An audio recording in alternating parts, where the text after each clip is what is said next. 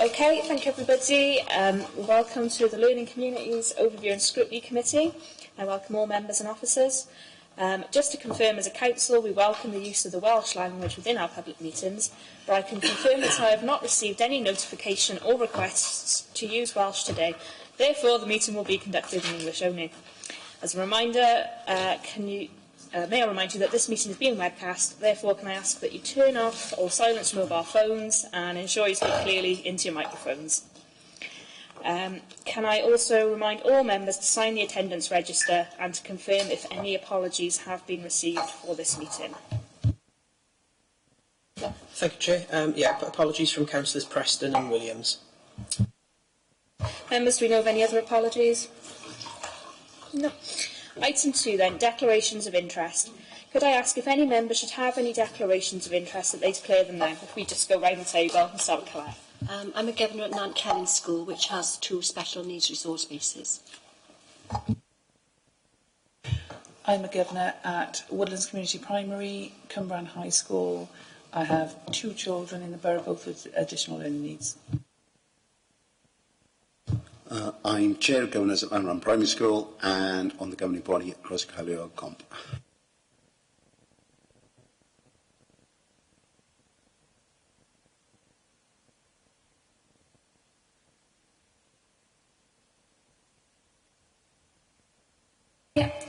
I'm a governor. I have a child at Mainsey Primary School, Possess and Abbey, and a governor on Cross Caerleon Secondary.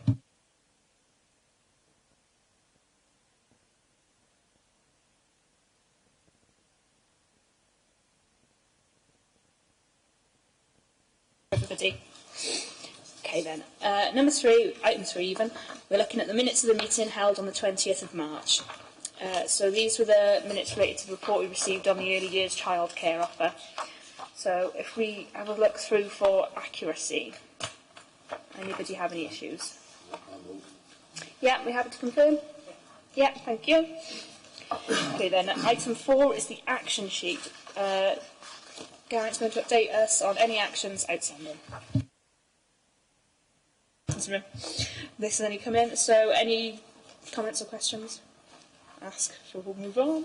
Item 5, ALN code then. So the purpose of this report is to invite committee to consider whether the local authority has appropriate arrangements in place to ensure it fulfils its duties under the new requirements of the ALN Act and Code of Practice.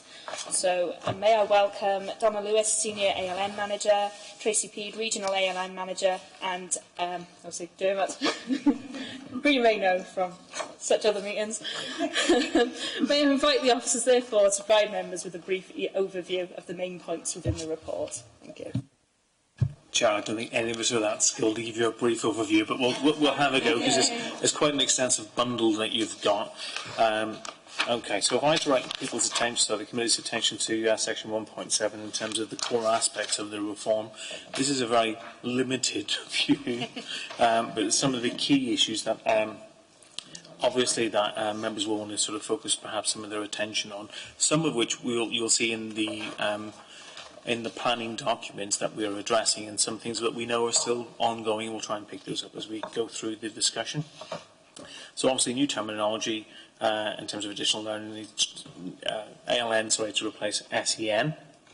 Big one, excellent cover 0 to 25 in terms of opportunities to be supported through this piece of legislation. The policy intent within Welsh Government, which we've gone back repeatedly and asked them to clarify, isn't to extend education entitlement to 25, and that is a critical distinction from actually, when you read some of the information coming out, what people I think are perceiving is going to happen. I've no doubt we'll return to that through this discussion, but the policy intent is not to extend your ability to stay in school to 25. Yeah. Okay, so if we need to try and tease that out a bit more, then clearly, Chair, that's something we can try and clarify as best we understand it. But that I think was important to get at the beginning. Clearly, one of the intentions here is to look at a person-centred planning tool, having a central, unified statutory plan, trying to get away from multiple different flavours of plan. With this being a multi-agency plan that impacts on health, social care, and potentially other agencies as well. simplifying things for parents and for the children and young people themselves, so they understand my overall plan is in one place and it covers all aspects of what's important to me and what's important for me in terms of my needs and how those needs are being addressed is critical and a big step forward, I would say. I'll sort of cover the next point because children and young people should be involved in the creation of that plan. It's their plan. It's not something done onto. That's the whole nature of looking at what having a person-centred plan is about. It's not something that you're passively receiving. We actively have to shift our behaviour to ensure that children, young people and their families, our carers, are actively creating the plan. Not, I had the IEP from the school, I was there creating the IDEP, the Individual Development Plan, and this is what's important for us as a family, for instance. So quite a shift in tone, which will have a big shift in practice that will require a big shift. Clearly this is about raising aspirations, which we've talked in many meetings about before in different guises, so it fits very much with the agenda that we're working to in any case. The hopes for outcome is a simpler and less adversarial system, which I think is permeating lots of experiences that families have, not just in the current SEN system, but maybe through looking for diagnoses with health. We were, some of us were talking to health colleagues in that last yesterday and in the run-up to this meeting about some of the changes they're going to have to bring in as well to see how they can change some of their systems to try and have a more team around the family approach and to get away from adversarial discussions around potential diagnoses and is that a label that gets you then more resources. So very much this is a joined up approach, and the intention within the Act is that we should be joined up with other agencies to try and take some of that them and us out of the planning and have a more collegiate approach to the whole planning process. I've already covered increased collaboration with health and social services, and you'll see elements within the plans as they stand. And we can talk about some other things that we've already done since the plans have been written, because we're actively working on a daily basis, absolutely. Clearly, want to avoid disagreements. The tribunals are a hugely distressing experience, I'd say, for everyone, particularly for families. I think often for officers as well. They're adversarial, they take up huge amounts of time, and if we get into that sort of process, we've already lost in terms of how we can really make a difference for the child, because we're too busy dealing with that sort of controversy in the disagreement that we've got about what the child's needs might be and how we should meet them. So the intention here is to try to avoid that and look at earlier disagreement resolution. I'm not sure we've got all of the detail of that in the current code, and again, that might be something that members want to comment on or ask questions around. Clear and consistent rights of appeal, so having clarity for everyone in the system.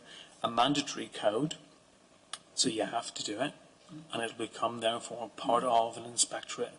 It'll become part of the inspection world, I would imagine, because it's mandatory. And obviously, the Welsh language duties and promoting a bilingual system will always be there.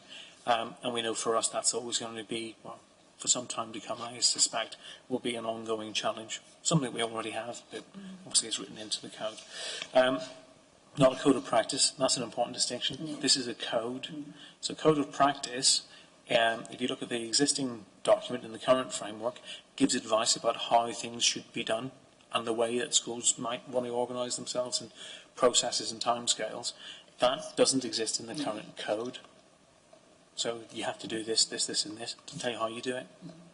So one of the things that we're also looking at, and that's part of the reason why we pushed for us to be the host with the transformation funding and to host Tracy's post as well, is we recognise as a region, if we can try and get some consistency around those processes, because they're not stipulated, that's going to be better for parents, better schools and governors, and we'll get more coherence. So again, something we might want to come back and look at. Very quickly, Chair, just looking at 2.2.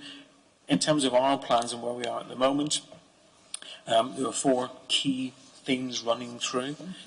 So in terms of adding capacity to the region by identifying the best practice in schools, this isn't something that we've come up with in a room by ourselves. I promise. So we've obviously worked with the heads of ALN across the region. We've been reporting directly into the regional directors' meetings as well. But we've looked to see who are the best practitioners in schools and in local authorities, and early year settings to build on that experience tricky that, because we're talking about a new system. So you might be great in the current system, but we want to look at creating a new one. So we've been trying to marshal all the very best and adding capacity in. And so a lot of the funding's gone to releasing staff who've got that expertise. Adding capacity to the region by identifying practitioners who can support identification of excellent ALN practice. It's really the same point, early years and in mainstream. And obviously then working with post-16, some big challenges ahead of us around the demarcation line between what's a school responsibility in terms of an individual development plan, what's the local authority's responsibility. I think these will be the potential lines of disagreement. So big focus on that in this year's particular plan. And clearly then, well, when does FE become responsible? And some of the funding arrangements around that are going to change a little bit in the meantime. So working very closely with Chris Denham, who's previously at College Gwent. Transformation lead for the whole of Wales for colleges post-16. So the post-16 transformation lead. And then obviously we want to look at providing the existing SUC, so the South East Wales Consortium, the 5 local authorities, ALN regional group with a budget for them to look at their game. So what are we doing internally within local authorities to make sure that we're match fit, that we're ready and we've got the right processes in place. So those were key sort of themes that drove what we know we need to make sure we invest in each of those groups, building on the best practice that we currently have. So the only thing that I'm going to stop at, if it's okay, is just to look at 2.9, because I think some of the mandatory requirements, these are the must-dos that we have to have regard to.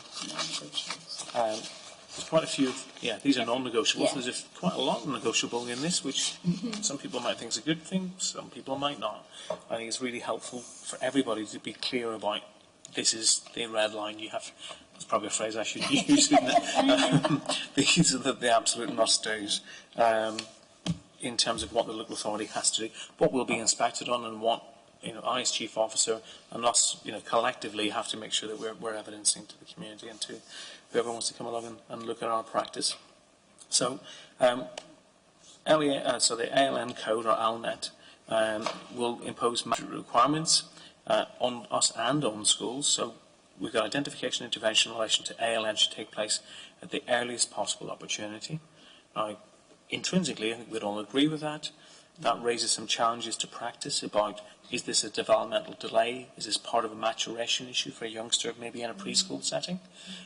So have they now got an additional learning need, or is this just they're a little bit delayed and that's not a need? They'll actually grow out of it. That might introduce some challenge. We'll need to think collectively with colleagues in Flying Start, with health visitors, with other colleagues in the therapies in particular, maybe around speech and language, occupational therapy. But when does a slight delay become an ALN? So there'll be some issues there that collectively across the nation we'll need to look at, but locally we're already starting to grapple with. All those involved in providing support to children and young people with ALN should work together in the best interest of the child. Yeah, we'd all agree with that. What does that mean? What does that look like? What are reasonable expectations for you as counsellors and for parents and for us as professionals? And so we need to unpack and really look at those systems. Closer working relationships and joined up assessment and intervention processes is what we're trying to achieve. So single points of access, one-stop shop, those sorts of ideas that we talked about before, we're currently looking at with colleagues in health and social care. Transition should be planned in advance. We don't wait. We know when the pinch points in children's lives are and when things can start to go wrong. So have we got good systems in place to make sure we've anticipated that and we're planned and we're ready for it? We've got some really good work in the region already in place on that, but can we improve it further? Absolutely critical. Views, wishes and feelings of the child's parent or young person should be at the heart of all decision making. Interesting place, and that's person-centred planning, that's the core of it. So it might be important, my dream might be I want to be an astronaut, as it was when I was a child. Now, is that unrealistic? Someone's going to be an astronaut. What are the skills? What does that mean? What does that look like? So, lots of the skill set we need to help encourage in our workforce is about we don't dismiss people's aspirations or dreams for themselves. We might change that and not change it. We might say, okay, if you want to be an astronaut, what are the sorts of skills you need to develop to get in? What's the entry ticket for that? Okay, so science, maths, physical fitness, well-being. Okay. So there's a whole skill set around. We've done lots of training already, which we can talk about in terms of helping schools and practitioners think differently about talking to young people and making sure we respect those wishes. even if they seem a bit far away from where we think that young person is at the moment. How do we help move them closer to their goal, or as close as they can get? Meeting the needs of learners with ALN should be part of a whole school approach to school improvement. So one of a theme close to my professional practice all my life has been about ALN should, if you get it right for kids with additional learning needs, you get it right for everybody. It shouldn't be a bolt-on. It shouldn't be in the porta cabin on the back. As when I started practicing a few decades ago, ALN was in the porta cabin somewhere else. You were Senko Tracy in the school, and yeah, this is the core. If you get this right, actually planning for all school improvement in terms of your leadership, in terms of your skills agenda, in terms of teaching and learning, you get it right for everybody. So this has to be seen as part of the core. So that means we have to work closely with the EAS and look at, well, what's the EAS's role in some of this. So we're obviously working closely with Kath Bevan and other senior colleagues in the EAS to make sure that we're joining up the planning and the professional learning offer that goes with this work too. Again, which we can talk about in more detail. Learners must be supported to participate in mainstream education and the curriculum as fully as possible. So that's our inclusion agenda that we as a council signed up to a long time ago. We should try to support everybody in the local mainstream school. That is written large, I think, within the intent within the code. So we're not looking to segregate because it's easier for us as a management issue. This is about how do we get every school ready to meet the needs of every learner in their community whenever possible. Still means we'll still have specialist facilities, but this isn't the end of inclusion. If anything, is strengthening how we move forward with the inclusion agenda. And where a child or young person has need for ALP in Welsh, all additional learning provision, all reasonable steps must be taken to provide it. That will be a challenge, and it is an ongoing challenge for us. We don't have any Welsh language specialist provision, bricks and mortar provision in this borough. So we don't have any moderate learning difficulties, behaviour provision or so on. So that is an issue we come back to in our discussions with the Welsh medium heads on a regular basis about, well, how can we address those needs. We've made some progress in terms of recruiting staff who've got Welsh language skills, but that will be a challenge for us and for others. And there's a tension there. The danger is very small numbers of youngsters at the moment in Welsh medium provision who might need a specialist setting. Could we afford to do that within the borough, or would have to do it on a regional basis, for instance? Might be one of the things we need to look at. How does that conflict with making sure we can meet the needs of that youngster in the local community and close to where they live? So, as always, there'll be some tensions in this, but those are some of the key elements that we know we need to address. Those are our red lines. So, Chair, there's a huge other swamp of material here. So if we pause, or if I pause there and then hand it back to you, and we're ready to take any questions.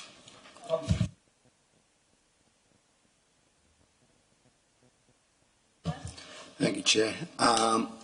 Just a couple of things about the report itself that seem to me to be anomalies.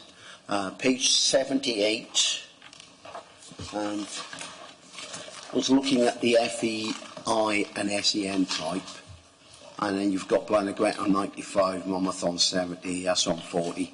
Caerphilly on 615? Is that correct? And if so, why have they got 650, you know, 10 times what Newport's got? Are you talking about the appendix? Yeah, give me a second. Yeah, it's page 10 on Appendix A, I think. Yeah, it's, no, Appendix B. Page 10 of Appendix B. And what was it in real terms? 78, wasn't it? 78. 78. That's ridiculous. Just popped me in the eye, and I thought, that doesn't seem... Joe, we can go back and double check on that. I know what you mean. It stands out because proportionally it looks massively different. Well, the data that we've got... I mean, they are the biggest authority, I understand that, but I mean, 10 times what Newport's got, it seems ridiculous. Obviously, this is about the types of the FEIs and the SEN type that's coming through. We're dependent on the authority to give us the information. We'll go back and double check to make sure that's right or if it's an error. That's from the Welsh database. So it's been taken straight off the Welsh Yeah, database. so we'll go back and double check. It does stand out. But it might also be highlighting some of the issue that we're facing, which is that there's, when local government reorganisation happened back in, when was it? 89, 88, 89. Everybody fractured and went their own ways. Yeah. Was it 95? Was it 95? Yes, it was. Sorry, I'm 10 years too soon. Yeah, 95, 96. The things did get disparate, so you'll see some unusual patterns of in the numbers, but that looks iffy, so we'll go back and check. I mean, you also have to remember that Caerphilly is the only one of our local LAs that actually doesn't send their youngsters or their young people to Coleg Gwent specifically, so they also can send them into Pontypridd, into Rhondda, into Coleg at Cymwaith as well. So they've got sort of access to a sort of a bigger market, if you like, around them. Which might mean different practice between the colleges and recognising currently in this system what's SEN. Absolutely. Which might be, so we'll go back, double check and see if we can get an explanation for that. Okay. And then another one on page 102, which is page 34, I think, of the same document. And it's got by local authority, SRS responses collated by the local authority in Torfaen, Monmouth, Caerphilly and Blaenau Gwent, but not in Newport. There's a no response. Have we any idea what schools haven't responded and why? Particularly with the Torfaen ones. Yeah. That was put into this report when we hadn't finished all of the readiness surveys, school readiness survey. So now we have finished all of the readiness surveys. But in some instances, it was because they found very. I have a lead regional ALN code, and then underneath her I have 7 regional ALN codes, and they were all recruited nearly 3 years ago now through the ALN Innovation Grant. So their job was to look at best practice. They organised a big conference for all the ALN codes in Coleg Gwent, and they also helped me to construct the school readiness survey with all the ALN codes were consulted across all of the region. So that piece of work for them was to then go out, make dates with their clusters, and then to sit down with their clusters and to go through the school readiness survey and then to come up with cluster action plans. And unfortunately, due to things like illness and people being away, for some of them it was a bit difficult to get them together. But we had only one outstanding when we sort of closed our 18-19 regional implementation plan, and that was the Blaenau Gwent cluster. So this was slightly earlier than that. Okay. And some of them, and, you know, in all fairness, I did a meeting on the cluster action plan with a cluster from each LA, and sometimes they weren't able, the LNCOs weren't able to be released, something that happened in schools, so all of the rest of the clusters were there, but 1 or 2 schools, for whatever reason, couldn't come. I think the key point is that we're up to date. Yeah, Everybody's there. It was a timing issue in relation. So we've got there. And obviously, I suspect, Chair, one of the outcomes of this meeting is that because we're not at point of implementation, we'll be bringing you back further updates so we can pick up on any issue that, you know, where something looks like it's outstanding. Can I just say that we're the only consortia area in Wales that has completed all of the school readiness surveys and the LA readiness survey twice, and we've done a health readiness survey as well. And I think, Tracy, it's really important for governors to know to know that actually of the ALNCOs, the regional ones, there are actually 3 Torfaen governors out of ALNCOs out of the 7 that are obviously practising ALNCOs from Torfaen, supporting on a regional basis, which I think is, you know, testament to the practice of some of our ALNCOs in these schools. And it was a tough recruitment.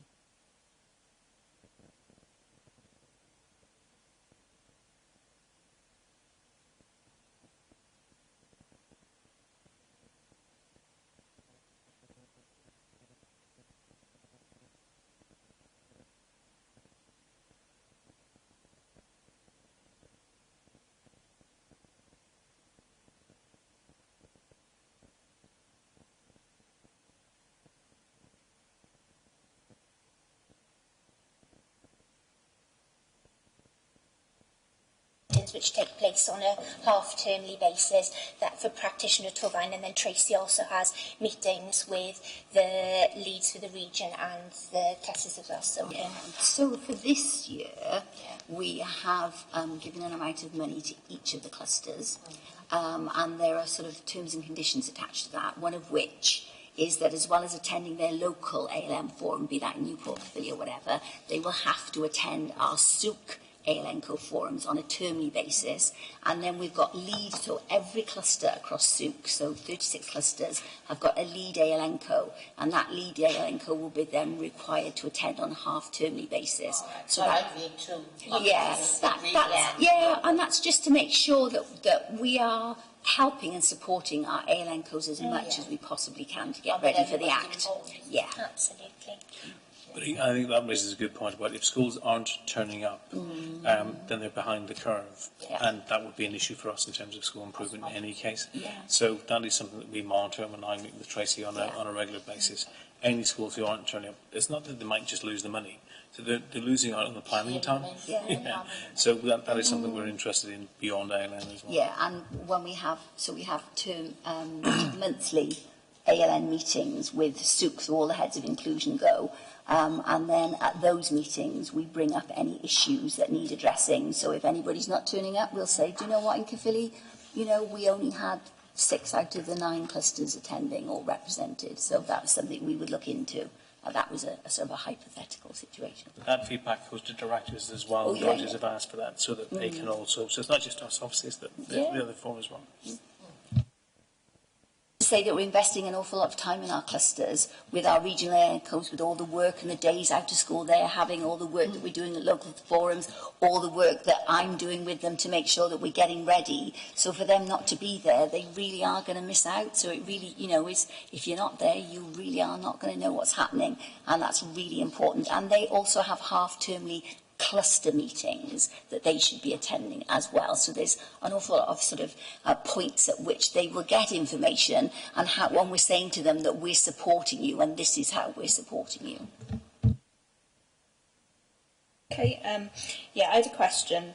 So obviously a lot of it is focusing on school, but looking, past school, because you've taken it right up to 25, what sort of support is that going to look like, and sort of our plans for transition? So obviously into that higher section, and then also when they reach 25 to come out of it. So going back to the issue about the policy intent, so currently Welsh Government administers the post-16 funding for placements for young people with additional learning needs. The intention is that funding transfers back to local authorities. Now that's interesting because previous patterns of need don't predict future patterns of need. So how that funding is going to be allocated is something that we have raised concerns with Welsh Government around. So for instance, if last year we had 3, 5, 10, whatever number you choose, 10 children last year who were funded by Welsh Government post-16 in Torfaen, next year we might have 1. Now, if we get the same funding as we had for the 10, well, that sounds great, doesn't it? We have quids in. I mean, somebody's losing out somewhere else, of course. But equally, it might be we get 12 next year. And if some of those placements cost £150,000 each, which isn't unheard of, in fact, placements go beyond 200, then actually we're bankrupt. I'm not using that word lightly. We couldn't afford, it's just the provision isn't there. So we have talked to Welsh Government about, look, when the funding, and we'll get into what going forward with the new Act we think will happen, the funding needs to be managed at least on a regional basis, so we get some economies of scale. And if we don't need all the funding one year, we need a way of carrying it forward for the rainy day that might come the following year.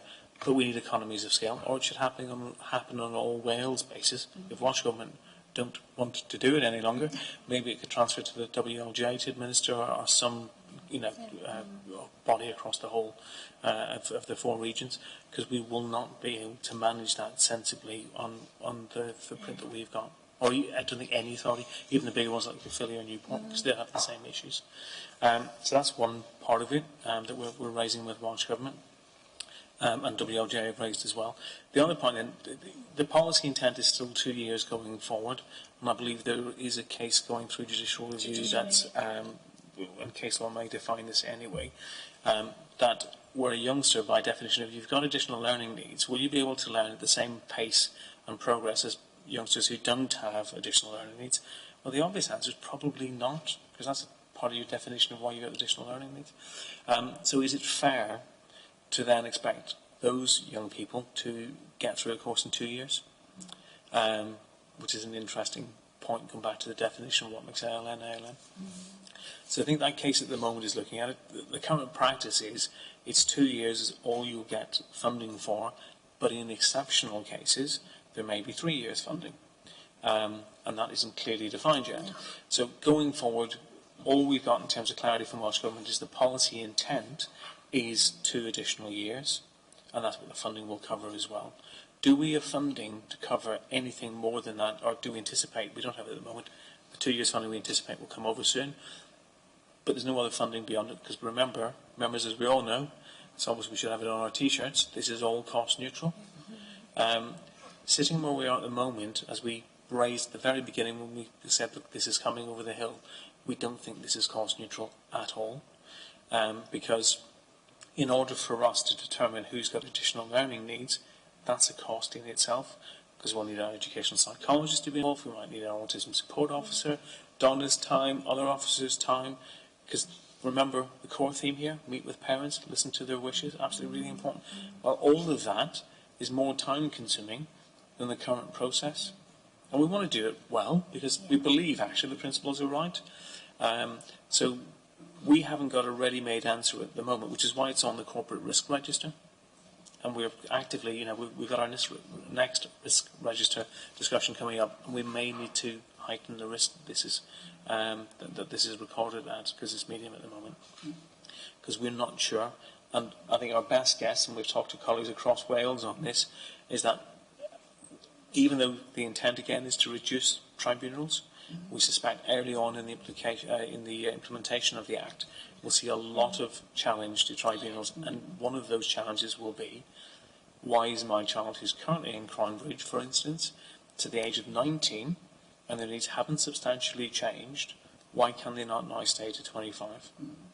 Because this code, as it's currently written, allows you to interpret what's been written in that way. That's not what Welsh Government think it says, but I think parents are already saying to us, well, can they stay to 25 then? So we haven't got complete clarity. There's another iteration of the code, at least one more to come, and obviously we're raising these issues with the Welsh Government, but it's a cause of some concern for us. It really is around managing expectations.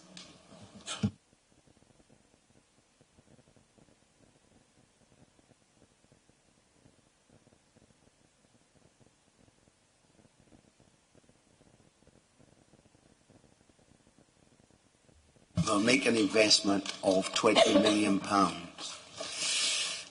Is this new money? Is this like the SEN money that they had before with a bit on top? Is it ring-fenced? Is it... And I'll come back to this a bit later on, because I got hold of this, and this gives you a lot of information about funding, so if you don't mind, I'll come back to it later. But if you could just pick up on that one, where's this 20 million and how much of it are we going to get? Yeah, the 20 million is not just for us. No, it's the whole of Wales. Yeah. So, and it's a 20 million over 3 years of the project. So, and it's broken down and allocated to regions based on the number of pupils that they have in schools.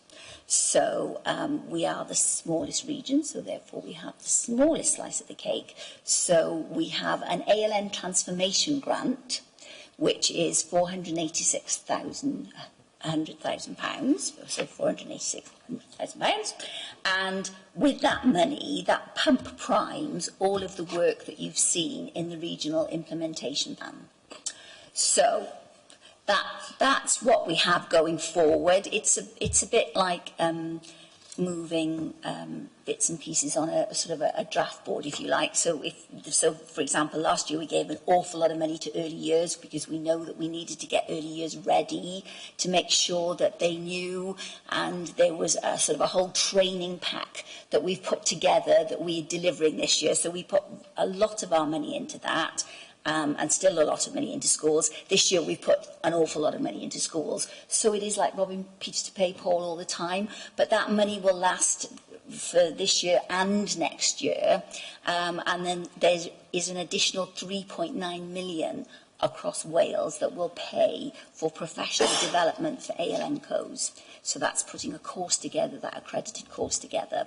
So it is new money in a sense. It's come straight from the Welsh Government to enable to deliver the priorities. And then those priorities are looked at. Dermot and I go to meetings and we're scrutinised on how we're spending the money, and we're scrutinised on our projects and what our projects have delivered over time.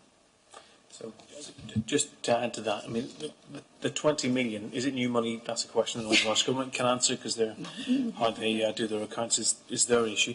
It hasn't come out of, there's no top slice to the RSG. This has come in as a different funding stream.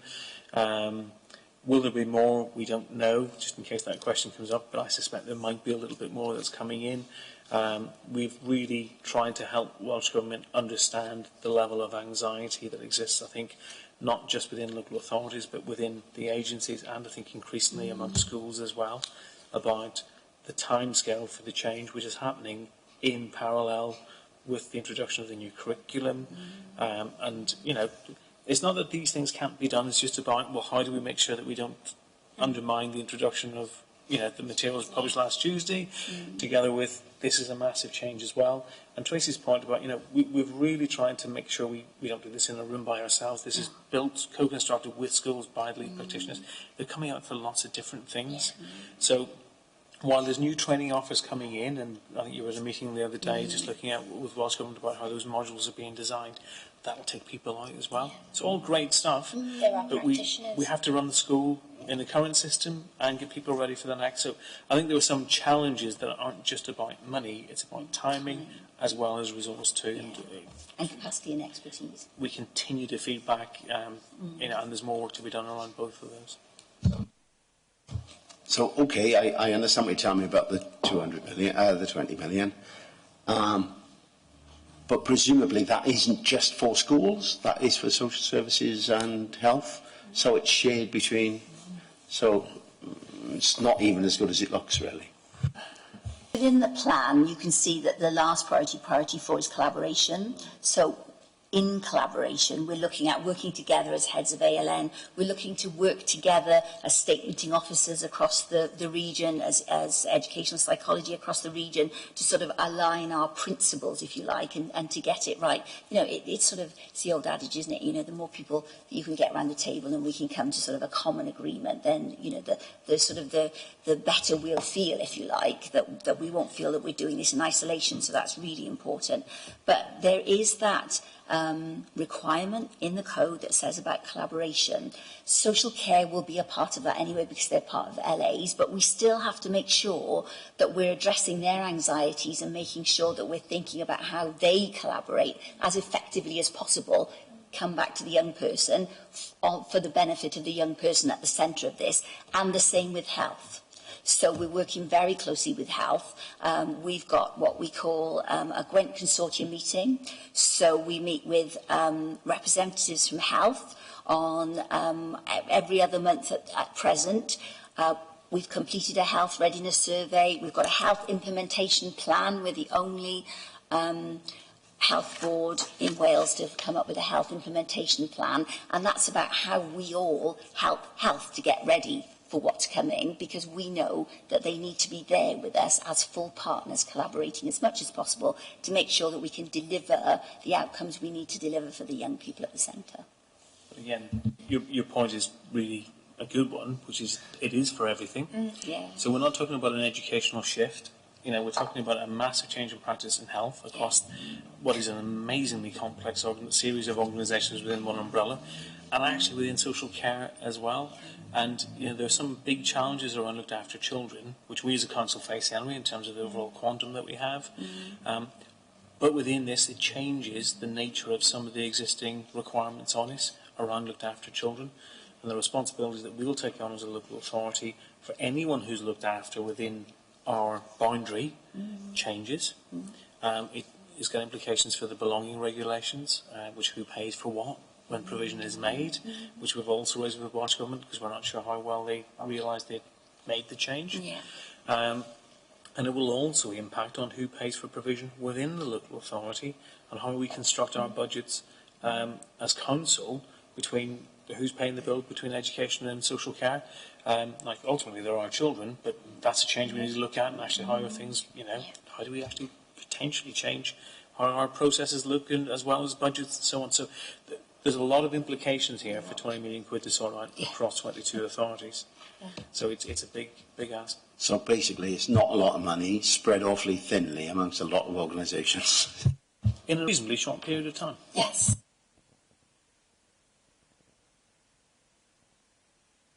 By that. Just changing the topic a little bit.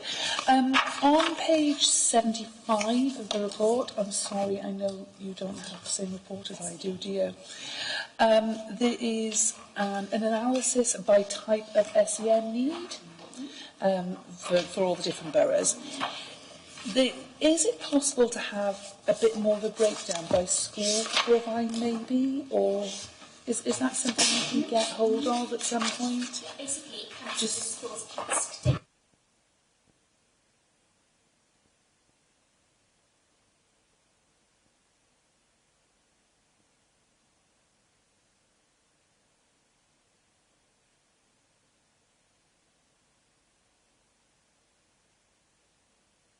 It's something that you're a governor in a school already, then clearly you could ask your own head for, because it's been a bit. Yeah, we can circulate that, Chair, as part of the response. Yeah.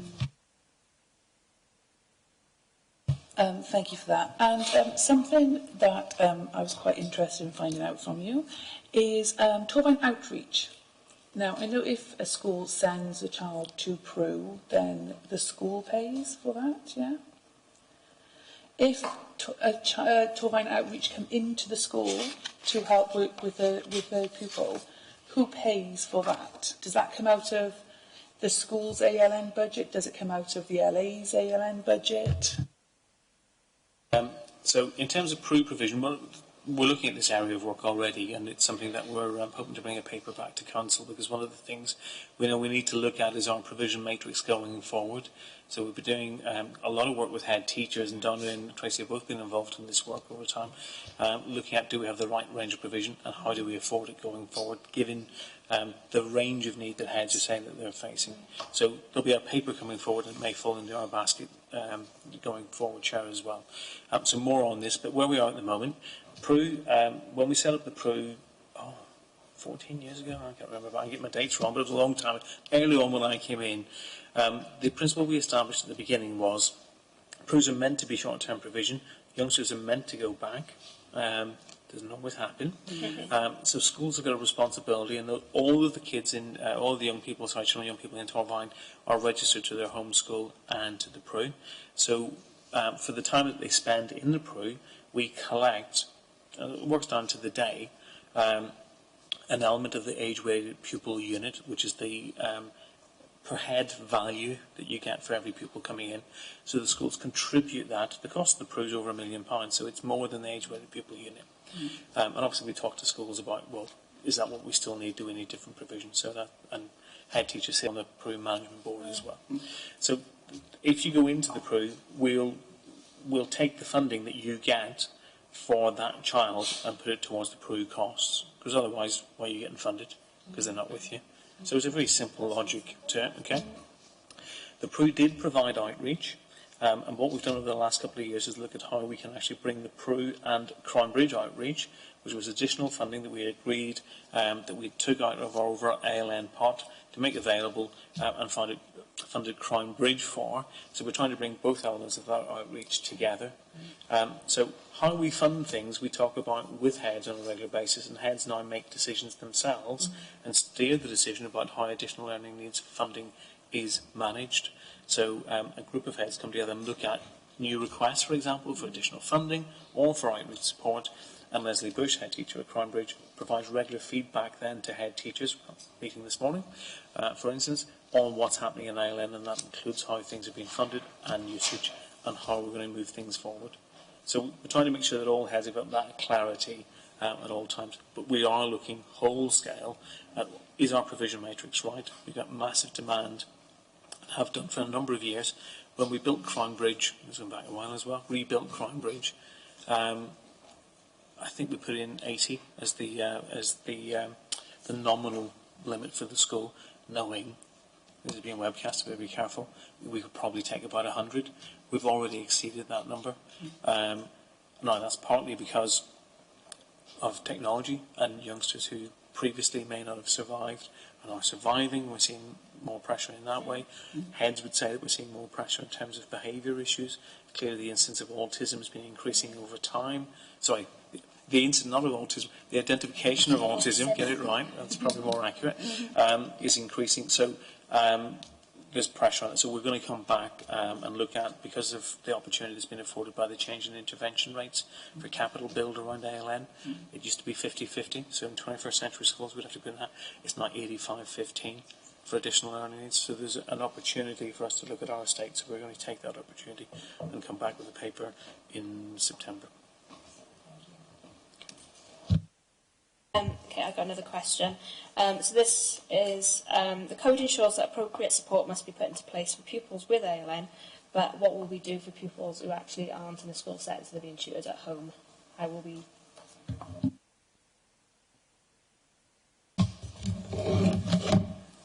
Well, currently, pupils that are home educated, as I think we've talked about here before, haven't we? Parents take responsibility for their education. In terms of assessments, currently pupils who are home educated are entitled to education assessments currently, and certainly the duty of the new code is exactly the same in that function.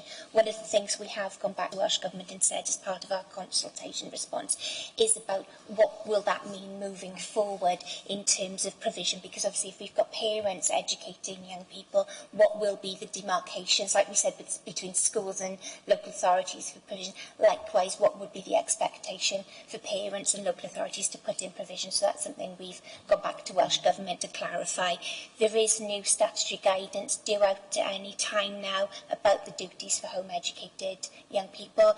We had the research team from Welsh Government in March for an afternoon looking at all our processes and procedures, and they're looking along the route of obviously registration and things like that, which we don't currently have, and duties to give us further duties on how we can work with home educated families, which is something, but that's something at the moment again we've gone back to question, because I think there's quite an issue there about rights and you know what feasibly we could assess and put into homes when pupils aren't within our provision. And that was subject to consultation through the code, and the guidance that's coming out will also be subject to consultation as well. Yeah, I just want to add on that, because I think my concerns there are twofold. One is obviously perhaps you're not sure if somebody is being assessed, if they're being home educated, and we're not on top of that. But then also, if they go back into mainstream at any point, how will we follow their plan through? So it's quite a big deal, I think. And something that does happen and does occur quite regularly is youngsters who are educated at home find their way into Coleg Went and are not known about, if you like, not known to people. So that's part of the work that we're going to try and do with Coleg Went to make sure that our transitions are as effective as we can possibly get them for all of our pupils with ALN. I'm just a little bit confused with the post-16 provision of this, and specifically Coleg Went's role in that, because I know at the moment we are talking pupils here that maybe not always engaged with mainstream education, traditional courses. I know in some schools, mine in particular, they are placed out for a couple of days a week doing alternative curriculum, i.e. construction, motor vehicles or whatever. With that sort of provision seem to be getting less and less on the Pontypool site. How is that going to work going forward? And using other partners like Torvain Training, it just didn't seem to be any meat on the bones for some of these children who are going to obviously leave school at 16, probably with very few of any GCSEs, and actually need some sort of provision to equip them for adult life, which is getting more and more tough when automation and tech's taking over. And there seems to be a ability as well for provision to be in terms of art and design, which to me, what does that actually equip them for, and what kind of job does that enable them to do? the principle within the paper, and obviously within... Sorry, it's a bit of a complex question. Yeah, no, it's a good point. Look, the key principle here is about that we, all of the agencies who've got a responsibility work with families from the earliest possible opportunity to make sure that children and young people don't get into difficulty, so that they don't become disillusioned with school, that we have high aspirations and expectations for them, and that we plan those individualised learning pathways in primary, thinking about, there'll be some youngsters now that we could all think about who we know are likely to need a more bespoke offer. So the challenge here for us as a local authority is to make sure that we've got those relationships in place with Coleg Gwent, be it with Torvine Training, be it with any other provider that might come along, to look at the range of options that all of our learners might need. So because there's changes in Coleg Gwent that they've announced recently, we are talking to Torvine Training. This paper won't give you that detail because that's not what this paper is about. But our responsibility is to make sure we've got the right range of education on the horizon and school provision, if that's what we need. That's part of that discussion we're having with schools about, have we got the right matrix, have we got the right range of provision? And that's an ongoing discussion that we have. So I can't predict what's going to happen in the marketplace in terms of who's going to come along and provide training opportunities. But part of our commitment is that we are working in partnership with all of the providers in Torvine to make sure that schools have got the biggest range, learners have the biggest range of opportunities that are appropriate for the needs of children, and are meeting the statutory requirements that are on us as a local authority. So more work to do on that, absolutely. We don't have control over Coleg Gwent, although we're working in close partnership with them, and they've got their own pressures they have to respond to. But we're making sure we're talking to all of our schools about, well, what's the range of provision for every vulnerable learner that you've got? And that's an ongoing discussion that we have. And we've improved the way that we monitor our vulnerable learners, helping schools understand how they're getting on, so they can use their data better to inform when they should intervene sooner. So that work is ongoing. Okay, thank you, but I've still got that concern that because we have had a tradition up this valley with the Pontypool site of Coleg Gwent, they have provided very valuable service with those who are perhaps not going to go forward academically as such, with health and beauty, with construction, with motor vehicle studies, that sort of thing. And there's been a very successful apprenticeship schemes up there. And my concern is at the moment that this is all changing, and at the same time that provision is dumbed down up there, and that to me is a huge concern because it is providing a very valuable service for vulnerable young people that are not going to engage in an academic environment, if that makes sense. And with a meeting, in fact the meeting's going on at the moment looking at planning arrangements with Coleg Gwent around the new post-16 centre. So the discussions I know are happening at a whole range of different levels around, well, what's going to happen with Coleg Gwent's exit from the Blindair Road site, if that's what happens, and that's the plan going forward. About how do we make sure that we've got other offers available that are realistic and that young people will actually take up, because they might be in Newport, they might be in Cross Ash. There's obviously a discussion that we're having with Coleg Gwent as well. But we need to look at other providers and other provision that might be available, and that includes about what the curriculum offer is in schools. Bearing in mind, by 2025, the curriculum offer is shifting for schools and secondary schools quite considerably. Can I just say as well that part of the work that we're doing with the colleges, both Coleg Cymoedd and Coleg Gwent, is to look at that enhanced transition package that we've got year 6 to year 7 that we use in Torvine successfully, so we can make sure that we are planning early enough for those young people so we can get them on the right courses so that they can be successful, and we know what they need to help support them to be successful. So that's a piece of work that we're doing under Priority 3, which is our post-16 work going forward. So that is an important piece of work. And then that's the kind of training then, protocol and process, that will be rolled out not just across Torvine but for every young learner across the whole of the SOUP region. Yeah, I absolutely agree, and I'm glad to hear that, because I know that project money from other schemes coming in is so patchy at the moment that it's a very hit and miss. For example, there was a very good external agency working in the borough last year that took on some very disengaged young people, and I was part of that. This year, the project money's dried up and the project's not running again. and they've just been basically dropped by the wayside. And a couple of those were very vulnerable young adults, which are 17 and just over. So that's why I've got those sort of concerns. And it comes back to who's responsible, and actually where does that responsibility sit. So for me, what the code and what our current practice is clearly is that we really work with all partners. We work with the children, the young people, the families, the carers, to make sure we get the most meaningful pathway for them. That won't change in terms of this. What we can't do is guarantee funding for schemes that aren't within our gift or aren't within our remit. And we recognise that funding, as we all know this, is tight, is changing. If we can support the network of providers in any way that gives us more meaningful choice, that's what we always seek to do. But equally, that is something that is within our gift. But what we can do is work closely with partners, try and put those meaningful pathways in place. I have to say, though, all of the providers currently active in Torvine don't necessarily deliver what we need them to deliver. And one of our statutory roles is to make sure that young people get the best possible education and the most meaningful experiences. So there's some variability there, and we need to get better, I think, at making sure that whatever provision a young person's on, it gets them the best possible outcome that opens up choices for them in the rest of their life, and not just about how do we make sure they're meaningfully occupied for a period of time, for instance. It's all about, well, is that meaningful? Is it a course that enables you to go on to the next level? Or is it simply a course that takes up your time? Because that's actually no use to anyone, ultimately. So complex, but, we have to keep chipping away in it. We don't have the budget I wish we did have, and we could commission these things. But we work very closely in every way that we can with partners to make sure we get those meaningful choices there.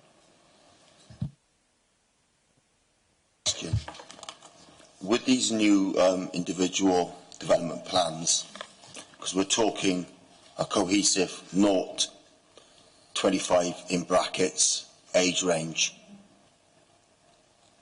are these going to be totally portable to the child and obviously be modified and adapted as needs change? Because I have unfortunately been in a situation where there was a lot of different, I can't obviously disclose the details of what happened, but it was very recent.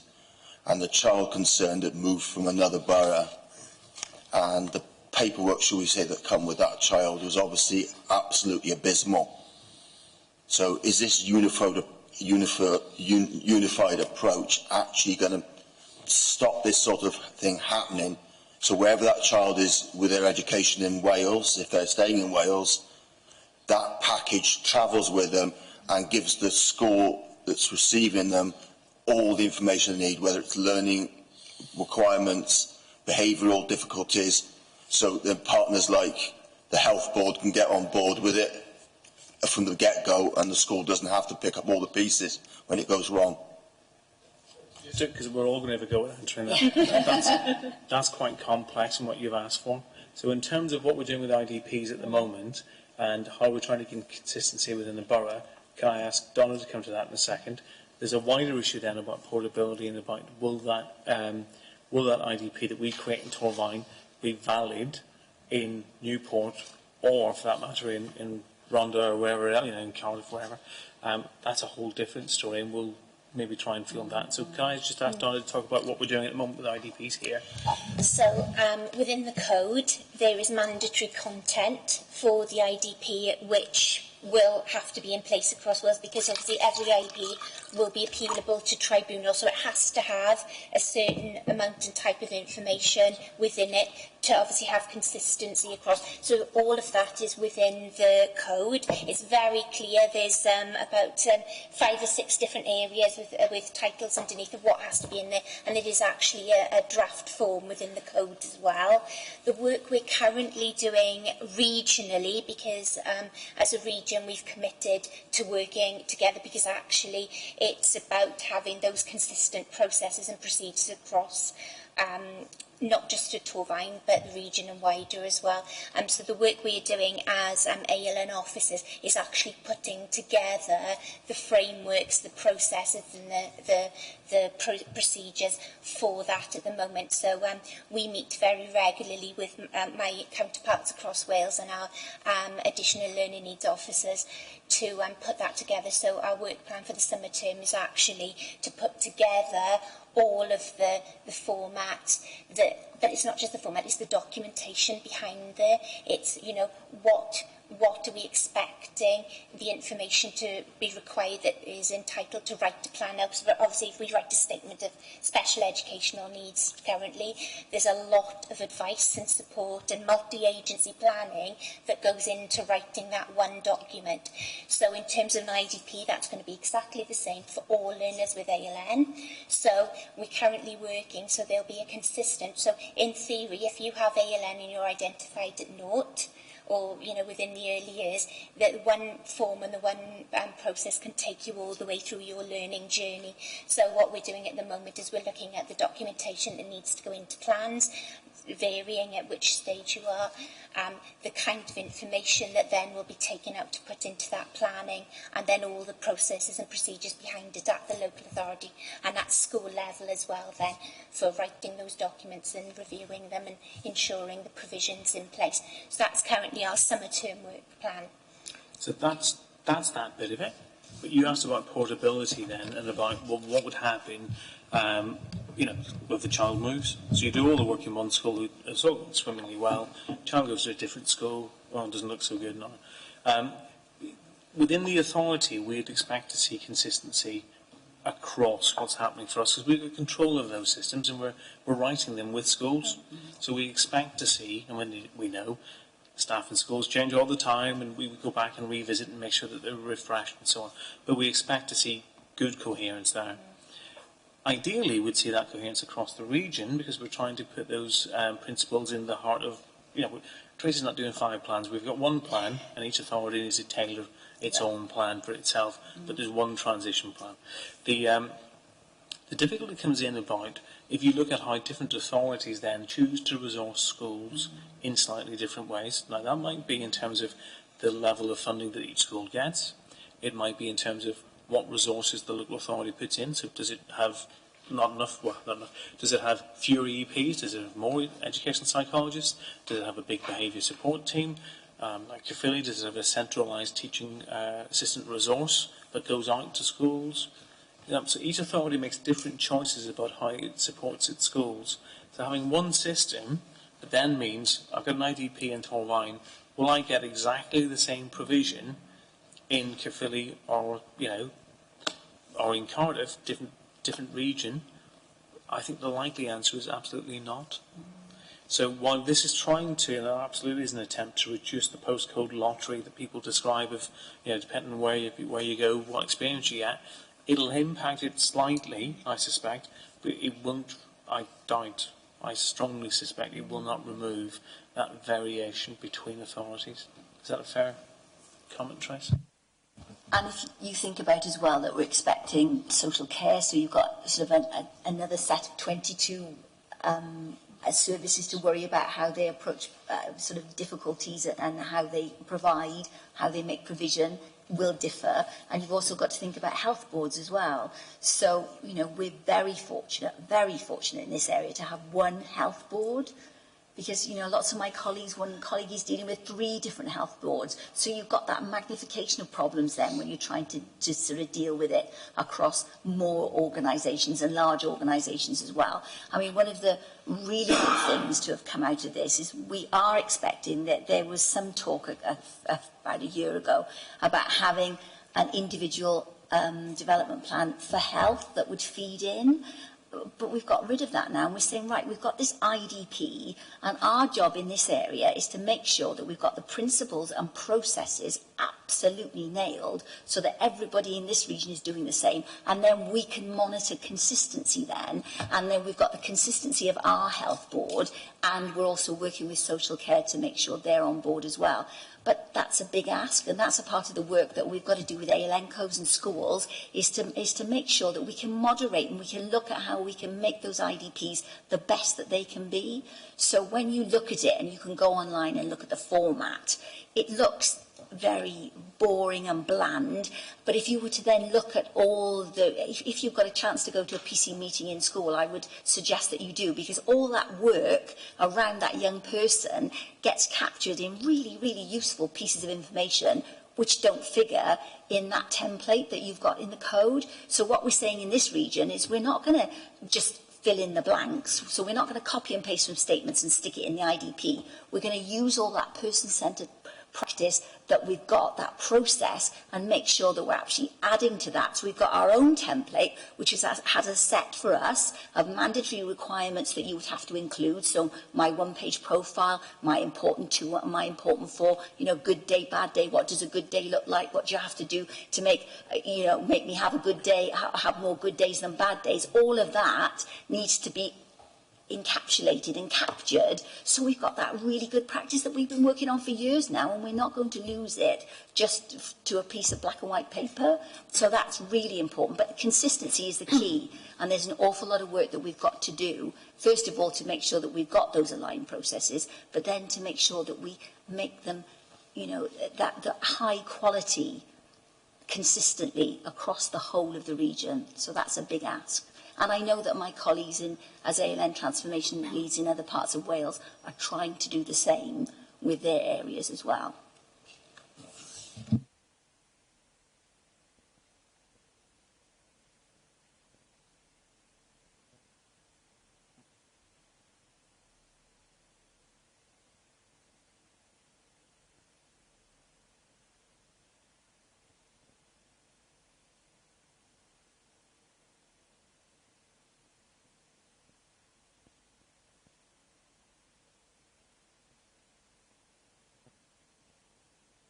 So it sits with Welsh Government currently, and the intention is it will transfer back, but we haven't been given a date for that yet.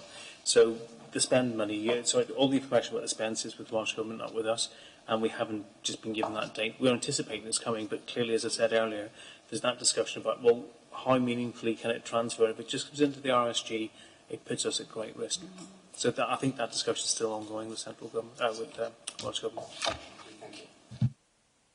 My question is about the post-16 and about the sensory service. The sensory service works in all our schools at the moment. I'm just wondering how that's going to be. Is there going to be a transition to post-16? And how are we looking at that to make sure that these children have the service that they need? That we do a little bit of limited work post-16 at the moment through CENCOM.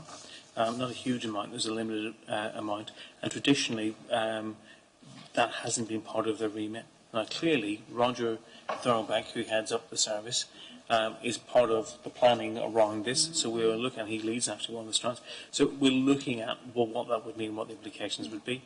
As members are aware, the leaders of councils have agreed that there will be a review of CENCOM, which we're talking to the WLGA to try and get some clarity about when they intend to do it, because I was hoping it would have been done by now, or be coming to an end, and that needs to be part of that discussion. The funding at the moment for CENCOM is 0 to 16 in all but name, and the implications are, and it comes back to tidying that issue, Councillor Thomas, about, well, what is the policy intent, and are we talking about now providing a service, generic service, for anyone with a sensory impairment of 25? I don't think that's what the legislation is saying. Are we only providing a service to those youngsters in some form of educational placement? Any young person, any type of educational placement? Probably not. It'll be the ones that we are supporting IDPs with, because youngsters could be at university, and would we be providing support to them? I don't think that's the intention. So there's a layer of questions here that we're raising with the Welsh Government about what is your intention? Because remember, they come back to, and I'm not saying this glibly, it's cost neutral. And our point has always been, if we're extending entitlement beyond 16 for most youngsters and 19 for those with statements, typically in special schools, there is a cost implication, and how do we model it? So at this point, until we get some clarity from Welsh Government we've got another meeting coming up. It's hard for us to even model that answer, but we are going to start to model. Well, you know, I've sort of outlined 3 potentials there. Well, what would that mean? But if it was a generic offer to everyone who currently is on the books, as it were, within CENCOM, to 25, well, hang on a minute, that's another 8 years worth of provision. It is something we are aware of, and children go on, youngsters go on to further education. Yeah. It is something that we will be looking to support. We'll be looking to support in terms of the choice of placement, because if they're going to a specific specialist placement, we would expect that placement to meet all of their needs. If it's not meeting all of their needs, then we might have to query, well, why is that the placement the young person's going to? Because clearly if someone's got a hearing or sensory impairment or communication impairment, we want to make sure the placement, typically which is quite expensive, is able to meet their needs. And if it can't, then that comes back into the discussion that we'll have to have going forward. When the responsibility comes to us, is that the right placement for them? But it would always be a facet of that planning if a young person has a sensory or communication difficulty. Because we've had the ALN Transformation Grant, we've been able to provide support this year to 2 young people who were visually impaired that wouldn't have been able to have accessed Coleg Gwent without that. And there is another side to this, so it's not only for the young person, but actually you have to look at specialists and how they're going to be trained up to work in different settings that they're not used to. So it's given us that learning that we didn't have before, so we'll be able to sort of extrapolate that going forward to say, well, how many young people would we be thinking might be accessing Coleg Gwent? So that's been a really, really useful piece of learning, and I know that the CENCOM support that's been there has actually really valued the opportunity to go away and say, well, I'm not used to this, I'm not used to a college setting, and actually there are all sorts of things with equipment that we need to think about as well going forward. Yeah. So it's been useful. But the important point, and this is important for you as members, I really urge you to focus on, while we might have some of the learning about what this might look like, what we don't have is a budget provision to make it happen. So we can understand what the task is better when we get some clarification from Welsh Government about what they want, what they expect to happen. The issue, I have to flag this up, this is why it's in the risk register. If the intention is we're now going to start to see dozens, hundreds of young people going forward in new settings, the current provision that we have available will not meet that need. And I do not know how we could recruit, even if funding wasn't an issue, sufficient numbers of very scarce staff, particularly around sensory impairment, who physically don't exist. Another issue that we've raised with Welsh Government, when we asked them to support us with training new staff to come and join our service, because we wanted to do it in-house, and said no to that. So we've got a gap going forward in the current provision matrix around CENCOM, potentially, and we're working hard to see if we can reduce that risk. If we see 8 years worth of new young people coming in, I'm not sure that there are enough trained staff in Wales to meet that demand, which we've made clear to Welsh Government in that start term. Yeah. And the only 2 training courses there are for HI and for VI are both English-based, Birmingham and Manchester. Probably linked to my question, related to the policy intent that you already stated, but how will we ensure that we can support young people aged 0 to 25 with ALN? How can we ensure that we're going to actually act on the act that's been passed? The act has been passed, and the code's clearly been written with a lot of support from the lawyers who were involved in writing the act. So while we've got some clarity around the policy intent, and while the current plans, which are there in all their detail for you in the appendices, are giving us a clear, I think provide us with a clear overview of how we are going to meet everyone's needs. We're not entirely sure yet, as I've tried to clarify, about actually what's the volumes coming through. So if we're talking about the intention is that young people currently who might need 2, in exceptional circumstances, 3 years of additional educational provision, not without difficulty, we think we're well placed to be able to do that, but there's quite a bit of detail we need to figure out, key to which is the resourcing for that and funding that's going to come from Welsh Government and the mechanism how that's going to be delivered. I still think within that will put pressures on us in terms of, do we have sufficient officer time in terms of the administration of the ALN processes that will be going forward? So Donna's team in particular, will we have sufficient educational psychology resource available? I doubt that will be sufficient to meet all of the need going forward. These are all points, I hasten to add, Chair, that we raised with Welsh Government repeatedly during all of the consultation events. But we'll be in the position to come back to Council and say, we know how we're going to do it. But there will be a demand on Council at that point, if Welsh Government don't meet the funding requirement, to employ additional staff. Because we do not think it is possible to stretch what we already have, which is quite a thin resource, to meet potentially 8 years additional need. Which is why it's in the risk register, which I may have mentioned more than once. So we think we're well placed in the plans that we've got at the moment. You know, next phase of the plan, we know we've a lot more work to do with colleagues in social care over this year and the following year. Work with health is really well advanced in this locality and is a strength. It's tying into other work around ICF and CAMS transformation funding, so we're trying to join those up with this piece of work too. Really great engagement from senior officers in health. So well placed, but with those caveats about depends on the detail, which we haven't got yet, and it also, I think there will be a lingering issue about how this is going to be resourced, because it will not be cost neutral. Sorry to contradict Welsh Government. About cost, you know, we're looking at all the services now. Have we got any idea, any projections at all when we go back to Welsh Government to say how much you think this will cost us? We have shared some numbers with Welsh Government in the past as part of the consultations, where we've looked at, if it's 8 years and we've modelled up basically, divided what we've got at the minute by 16 or 19, and then, extrapolate up to 25 years. So we've given them some numbers. We've done that with Welsh Local Government Association too, who've also provided a set of figures. I think we're just in a different position from Welsh Government, who consistently repeat this is going to be cost neutral. Even though there's new posts coming in, new responsibilities that are defined within the code, which don't currently exist. So that means we switch something off to have an early years lead, for example. Well, actually, how does that work? Well, what are we switching off? Because most of that's statutory. We don't do that many things that aren't statutory anymore, for instance. So. Quite a bit of the work we've already done is about looking at how processes and systems work. So officer time, how long does it take, for instance, for someone to go out to complete this assessment?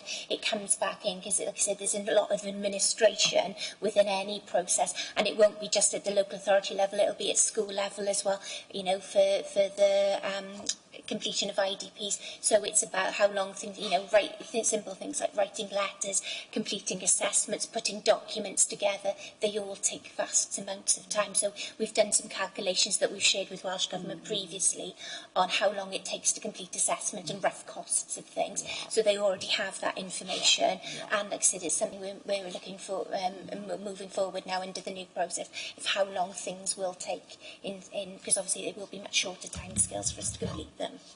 And sure, I think the point we've already talked about, and there's lots of nods, is that the incidence, get the right word, of additional learning needs, I think, is increasing, and certainly the mental health issues that young people are experiencing are on the rise, as well as high, children with significant comorbid needs is increasing. So the pressure in the system is growing without this.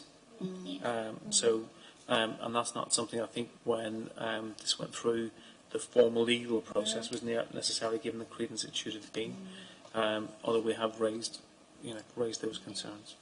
I was going to say 3 years ago we submitted 15 very detailed case studies looking at sort of PCP and developing IDPs as opposed to writing statements in a variety of situations for elder pupils, for younger pupils, with an EP involvement. So we did all of that, but that hasn't been made public by the Welsh Government. Although we've got it, it hasn't been made public. And I think what we need is, remember, we've had the consultation on the code. We had an earlier code in February 2017, and then we've had this code that had the consultation on it. So it was a lengthy consultation, and we all made sure that, I went to the Regional Youth Forum, I asked the young people there for their input. We're the only region to have done that, because that's really important to get a young person's point of view. But actually, we need to wait and see what the code says. And I know it's a mandatory code and it's not a code of practice, but it will be down to us in this area to give as much guidance as we possibly can to our schools and our settings and our FEI colleague going forward to make sure that we produce a code of practice for them. So we've got that gold standards going. About Flying Start and Sure Start, how are we making sure that we capture all the children, all the needs there through our health visitors, I'm assuming, is it? And have we got a projection of how much that's going to cost as well? We haven't got a projection of costs. We did a lot of work. Early years is one of our priority areas. We did a lot of work last year working with the early years leads and with all of their ALN officers that they've got within Flying Start and within authorities as well. And we came up with a 7-module training plan, which is actually about making sure that we can identify when a young person has or a child has ALN, or whether they're just deficits of experience, they haven't been exposed to the same kind of experiences that others have been exposed to, because that's a really important point. And we had health involved in that as well. So that 7 modules with a training booklet is completed.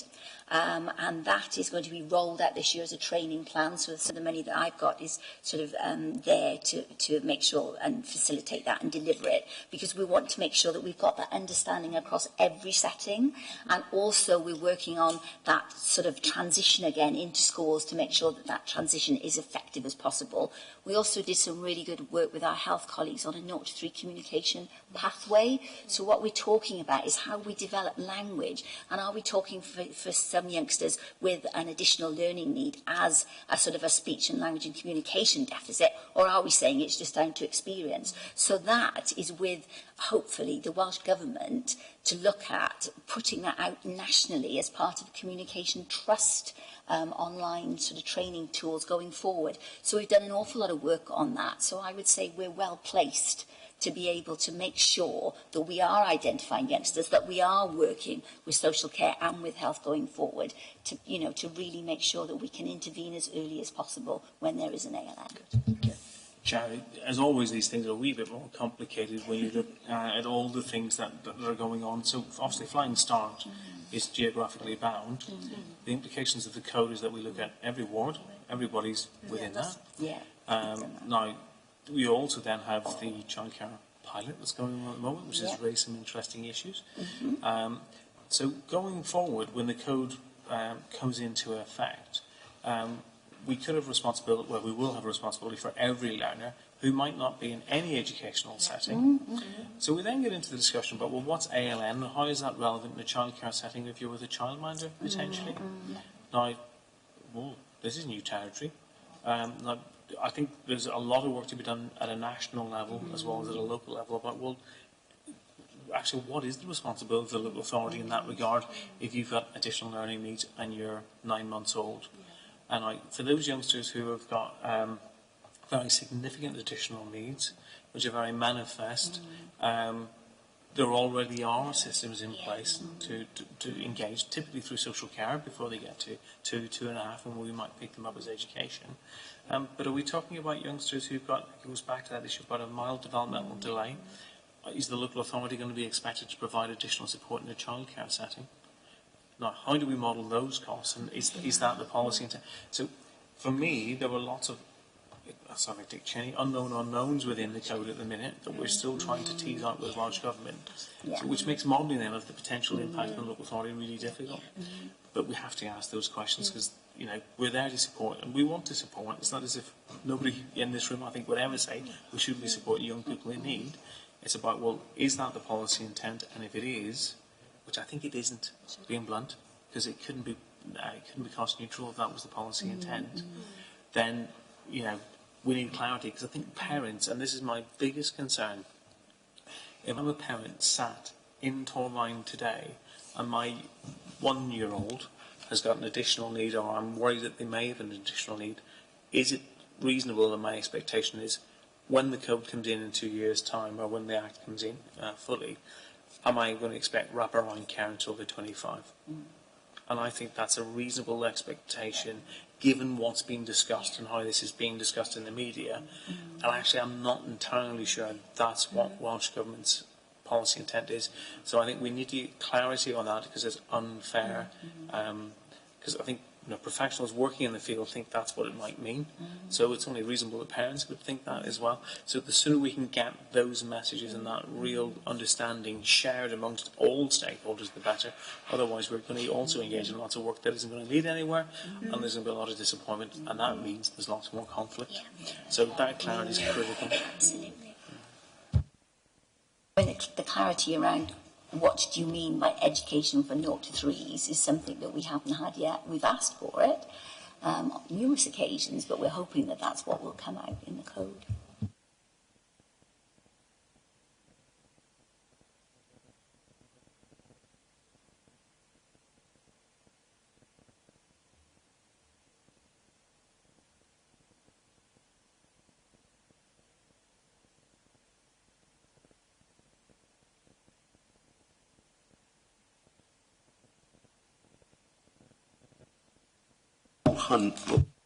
Page 200, or it's page 4 on F. Right?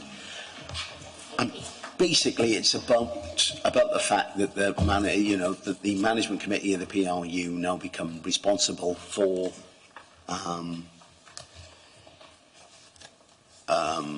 for the child, for the IDP and the ALN and whatever. Well, presumably they got ALN before they go in, because it wouldn't be in a PRU without ALN. And I can understand the rationale behind the discussion here, but I've still got some doubts in terms of what parents are going to see. They're going to, if they look at this code and see it's the responsibility of the PRU management, and we're saying, well, we manage the PRU, so it's us. I think there's going to be a conflict there, and how are we going to get over it? There's an implicit problem in the question that's been asked that suggests that there's going to be a change in regulations about the nature of the management committee of the PRU. So when we read that, we were thinking, well, at the moment, that's delegating it from us to us. So the question must be presupposing that Welsh Government are going to change the nature of what makes up the constitution of the management committee. So at the moment, it is us delegating it to us, because we are technically responsible for the management committee. We as corporate parent, we as council, that's us. So that's not the same regs as governors. So that, for us, we can only answer that in the way we could answer it, because at the moment that's how the law stands. But we're anticipating, because they've asked the question, is that signalling, without maybe meaning to, they're going to change the reg? And that's a whole different discussion then if that happens. And there's been quite a lot of work going on at Welsh Government and consultation events and conferences that we've been to around PRUs and especially around management.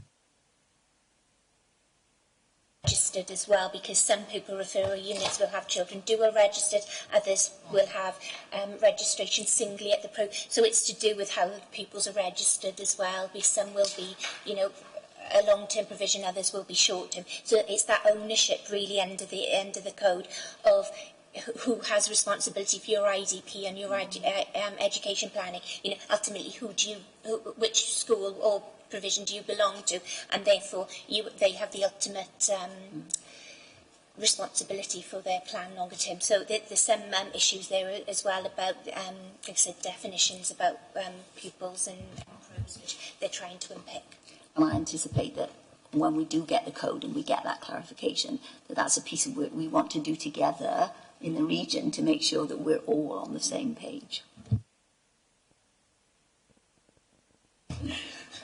Okay. The more worms come out.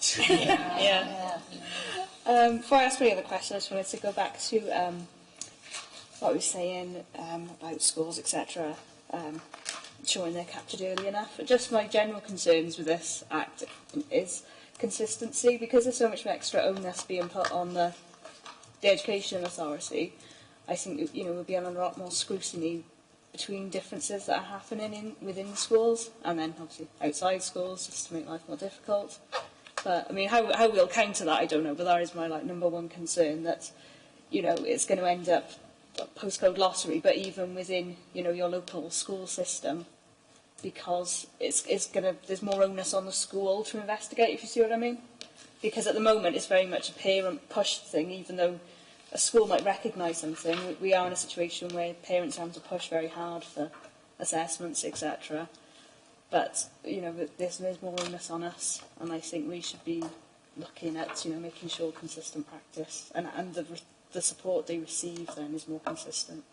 And I think that's the key to the thing, you know, the key thing that we've sort of spoken to today is that all of the work around the preparation and in terms of the transformation grant funding and so on is about how do we get the best possible practice captured now.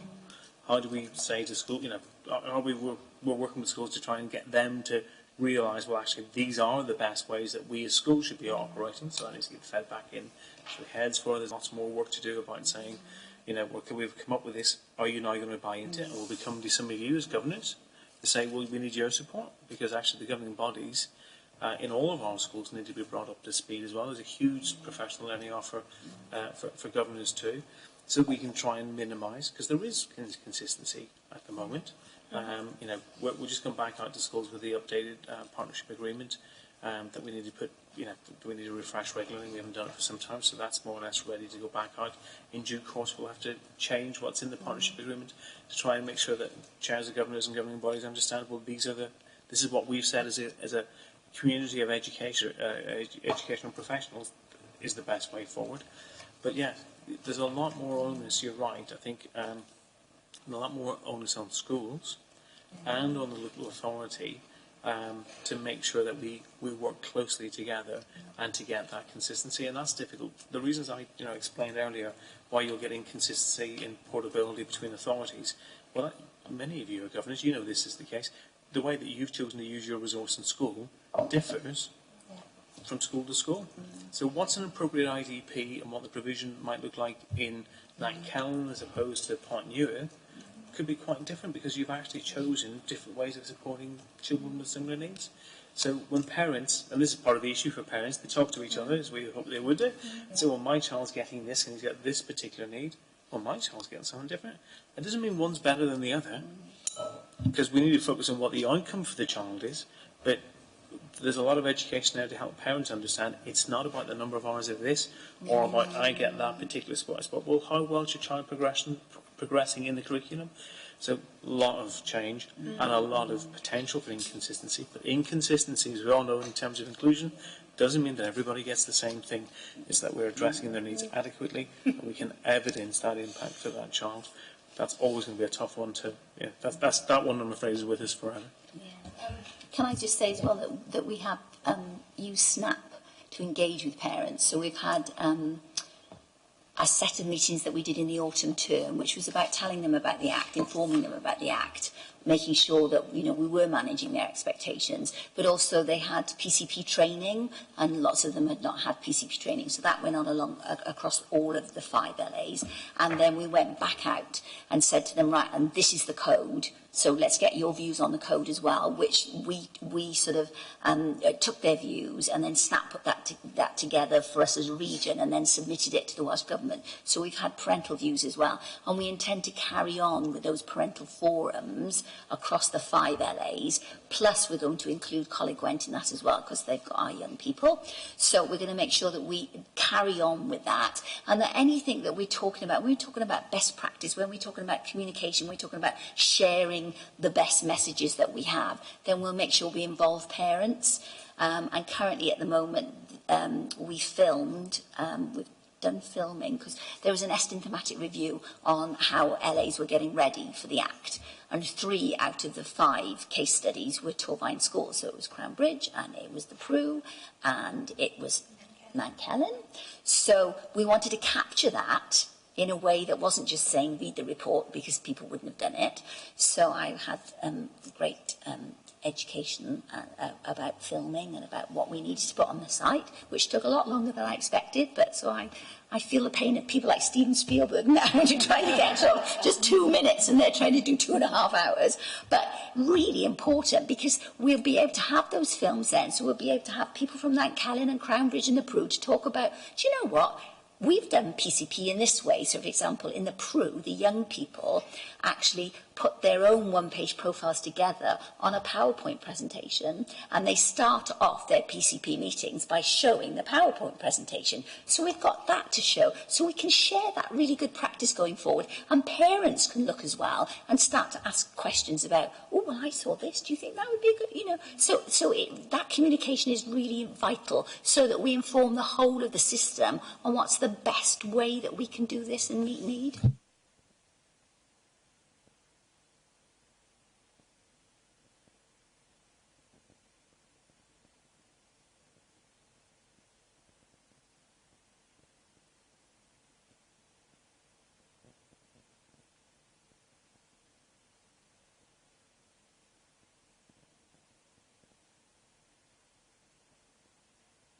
And, you know, people who say, oh, PCP takes such a long time.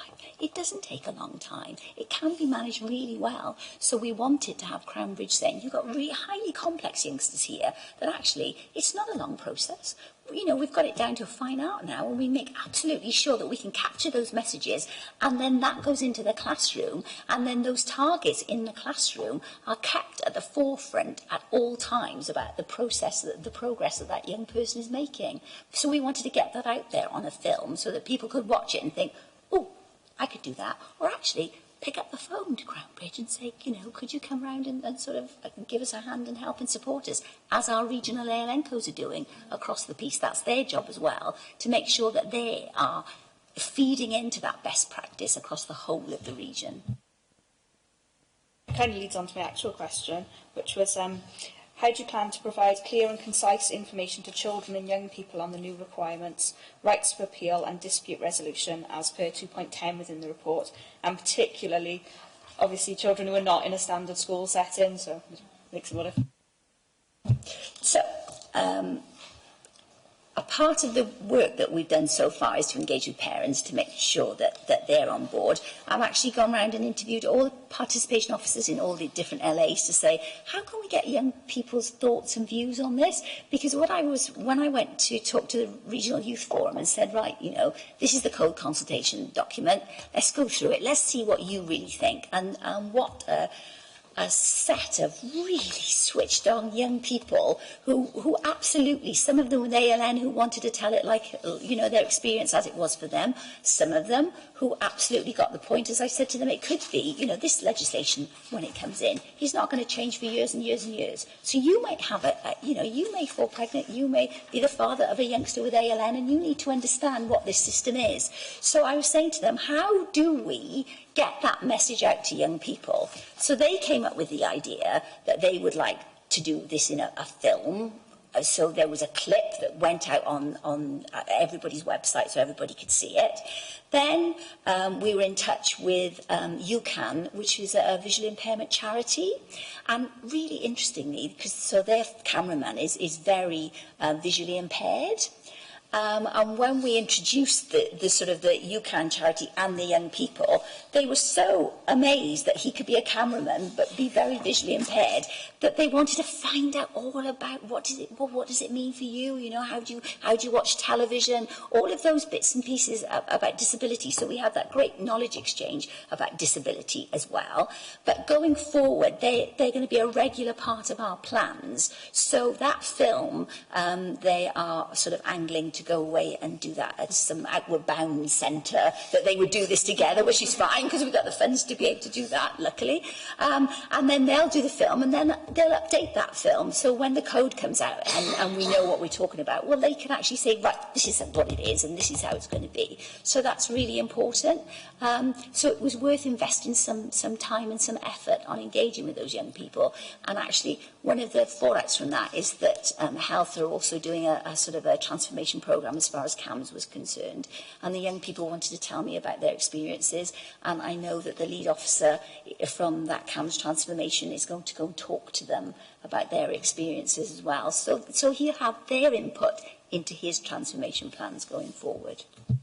And Chair, obviously we have another year of funding to go forward. So as we get clarity, because we were talking about codes, slipped into our sort of discussion today, because we're expecting at least one more iteration and possibly two. So there's lots more change that might come along.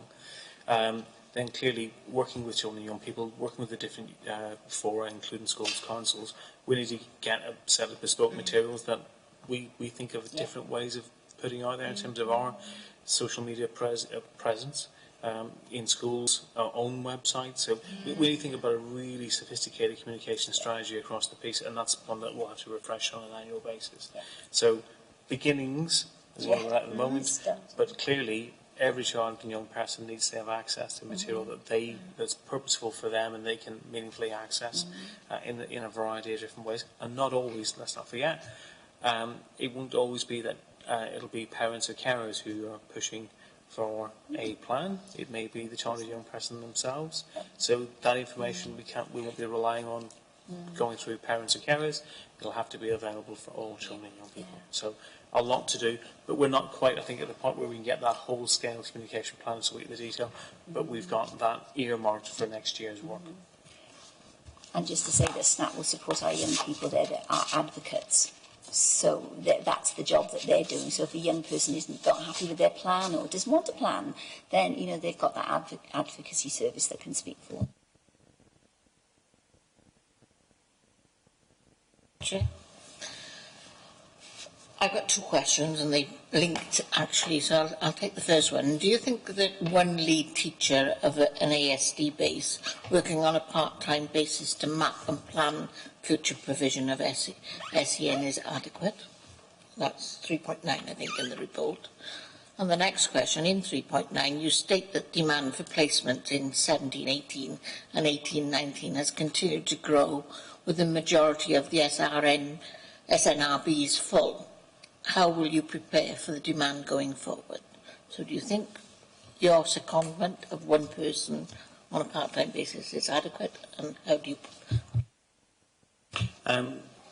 If the answer to any of these questions involves committee supporting us having additional resource, I'm going to say yes to that. However, what I'd say is Gemma coming in, Gemma Bussey's the person that we're talking about, I'm sure she won't want me naming her, is to come in at one point in the process, which I've already described, where we've been working, co-constructing this piece of work with a range of head teachers and other professionals from schools, LNCOs as well, together with officers. And Gemma's come in to help us with some capacity in writing up what we've done, really. So is she doing the whole-scale review? And she doesn't know, because that would be the antithesis of what we've agreed with schools. We're co-constructing policy together. This is about giving us some capacity. It's also recognition that she brings a particular set of really good organisational skills. So it's adding a little bit of short-term extra capacity to the local authorities' work from someone who's already been involved in some of the discussions in any case. So she's not doing it all. She's helping us with a bit of capacity. That's what that is. So it would be bonkers to suggest someone can come in 2 days a week and do that anyway. So that's what that's being used for. In terms of rising demand, I've already mentioned that we're bringing a paper back in September that we're framing up at the moment, and that sort of links to that piece of work that Gemma's helping us coordinate and synthesise the work that's already being done.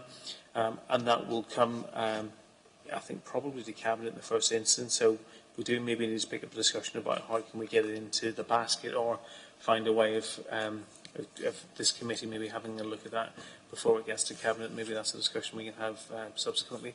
But that's the intention, that we bring that paper forward, which will give an overview of what we currently have, what we see the pressure coming over the last sort of 4 or 5 years. We can extrapolate looking at the youngsters we currently have in the system and what we think the pattern of demand is, with some suggestions to Council or Cabinet then to look at how we might go forward.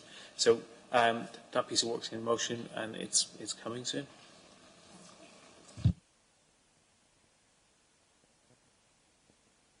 Thank you, Chair.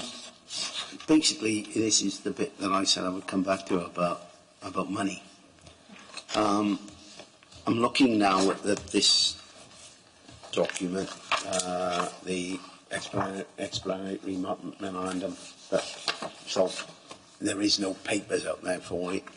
And it says in here, basically, Welsh Government is supporting the implementation of the bill through transition grants totalling almost 7 million. Thus, there are transition costs of 2.6 million, which will not be covered by the Welsh Government grant funding, and will be incurred by local authority education services, local authority social service, mainstream schools, health boards, FEIs, ESTIN and pupil referral units. 2.6 million. However, they then add on to the end of that, overall there is a potential for the bill to achieve estimated ongoing savings of 15.27 million. This is an estimated saving of £3.5 million per year, and this is from 17-18 to 2021. And basically what they say is that the potential savings could be realised from basically the fact that there won't be so much of an adversarial, there won't be as many tribunals, there won't be, what's your view on that? Because, I can see this is a new act. There will be initially a lot of tribunals because people will see this, and you said yourself, 0 to 25, all of the problems from 0 to 3, all the problems from 18 to 25.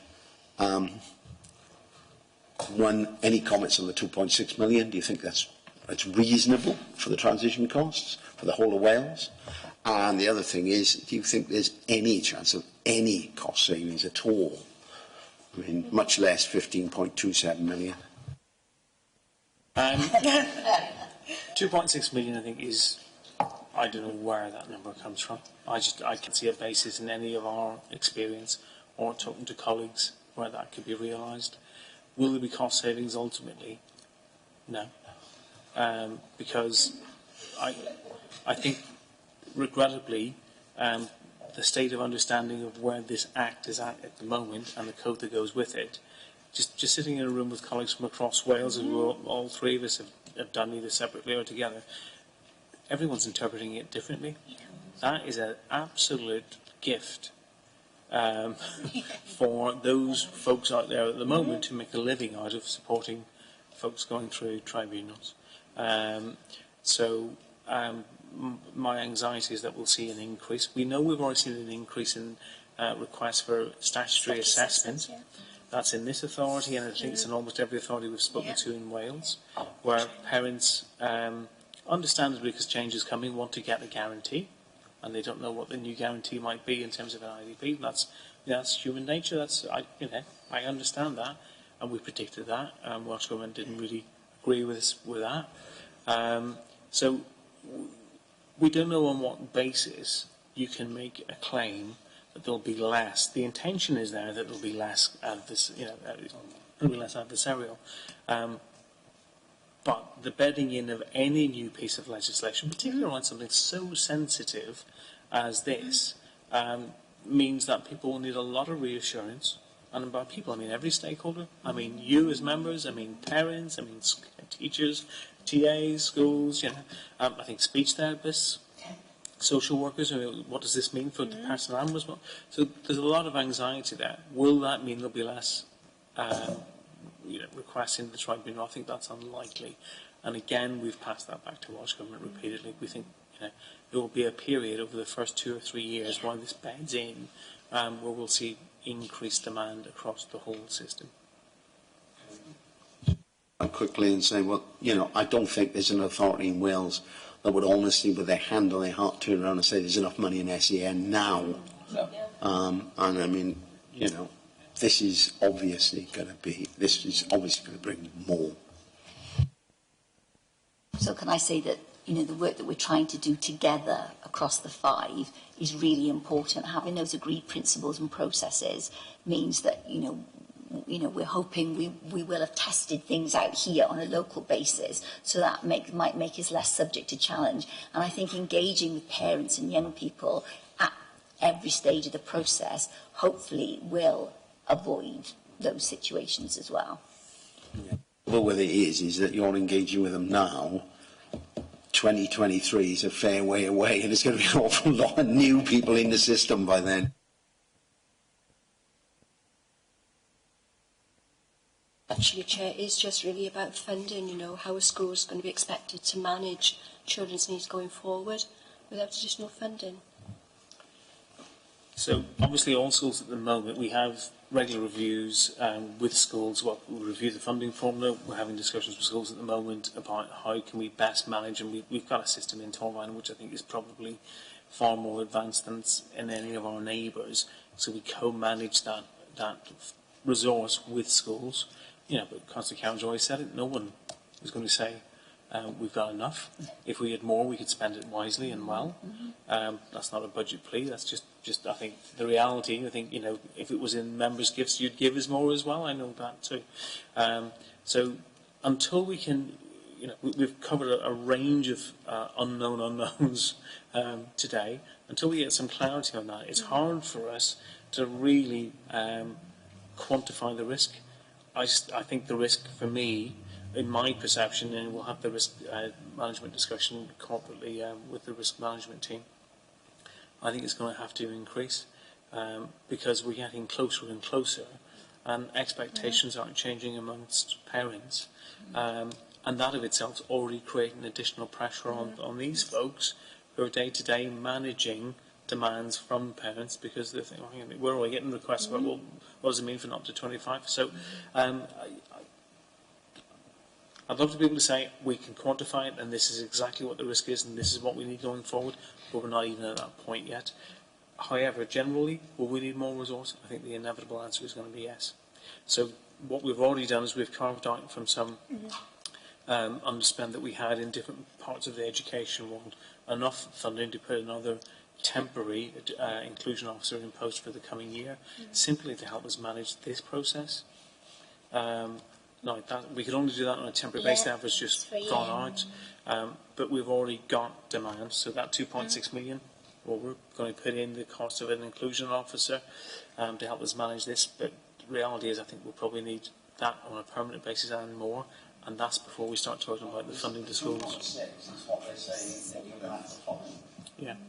And you know, we're already seeing that pressure, and we've carved out from, you know, it's a small amount of resource generally, but we're going to need that and more, I suspect, as we go forward. So, no doubt, Chair, this will be a topic we come back to on a regular basis.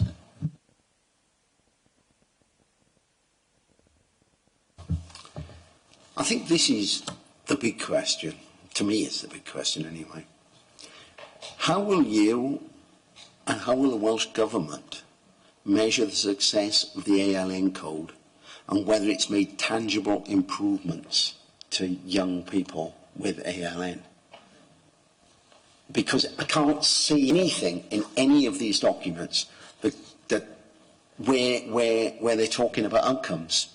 I mean, they say high aspirations and improved outcomes, but they don't see anything tangible in there to suggest they're going to be looking at it to actually find out if this is working.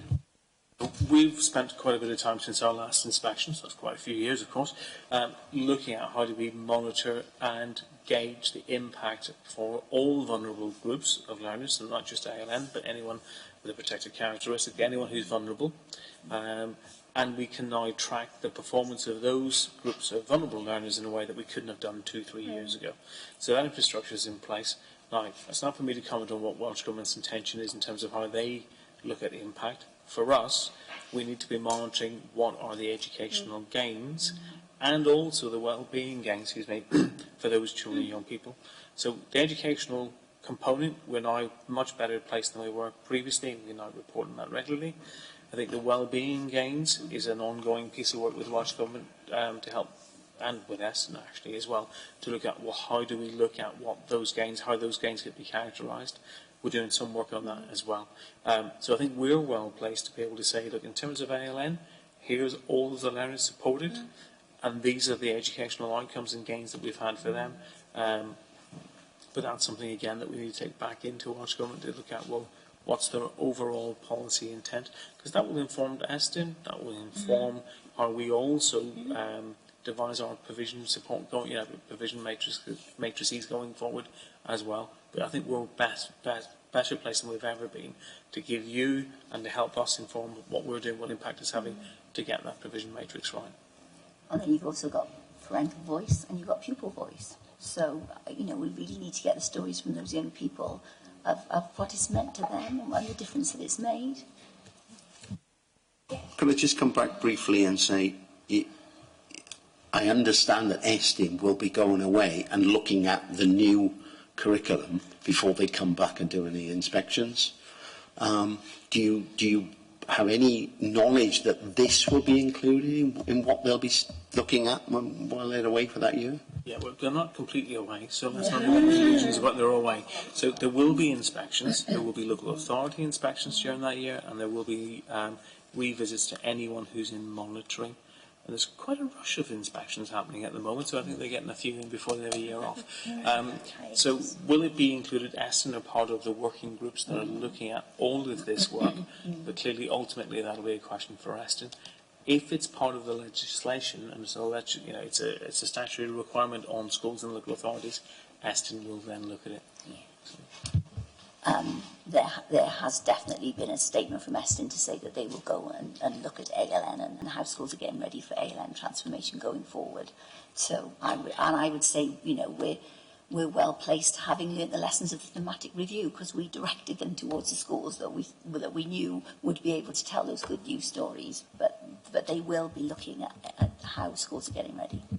Yeah, but the thing that worries me about that is you'll see more ALN, more assessments, more ALN pupils. You'll see more IDPs. You'll see more this, more that, more something else.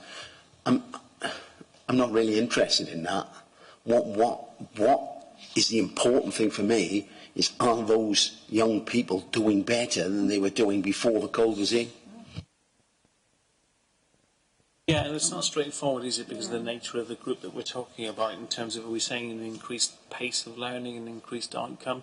Well, they haven't been through a set of formalised assessments before in terms of, you know, public examinations. So, and if you measure ALN populations over time, you're not measuring the same group. You make an assumption. So it's not straightforward. Maybe that's why it's not currently in the, you know, in some of what we're seeing coming up. But it is something we have to grapple with, and I need to give you confidence that we are having the impact that we should be, that we're having delivering value for money, and that our supports are working. So that is something, again, that we're talking to Walsh Government as part of the transformation work about ongoing. Okay, yeah, my last one was, you know, despite sort of the incredibly unusual situation of Welsh Government dragging their feet on, you know, guidance, etc. If, say, it was a best-case scenario, are we confident that we can meet all our legal requirements with funding and with staff capacity? So, no.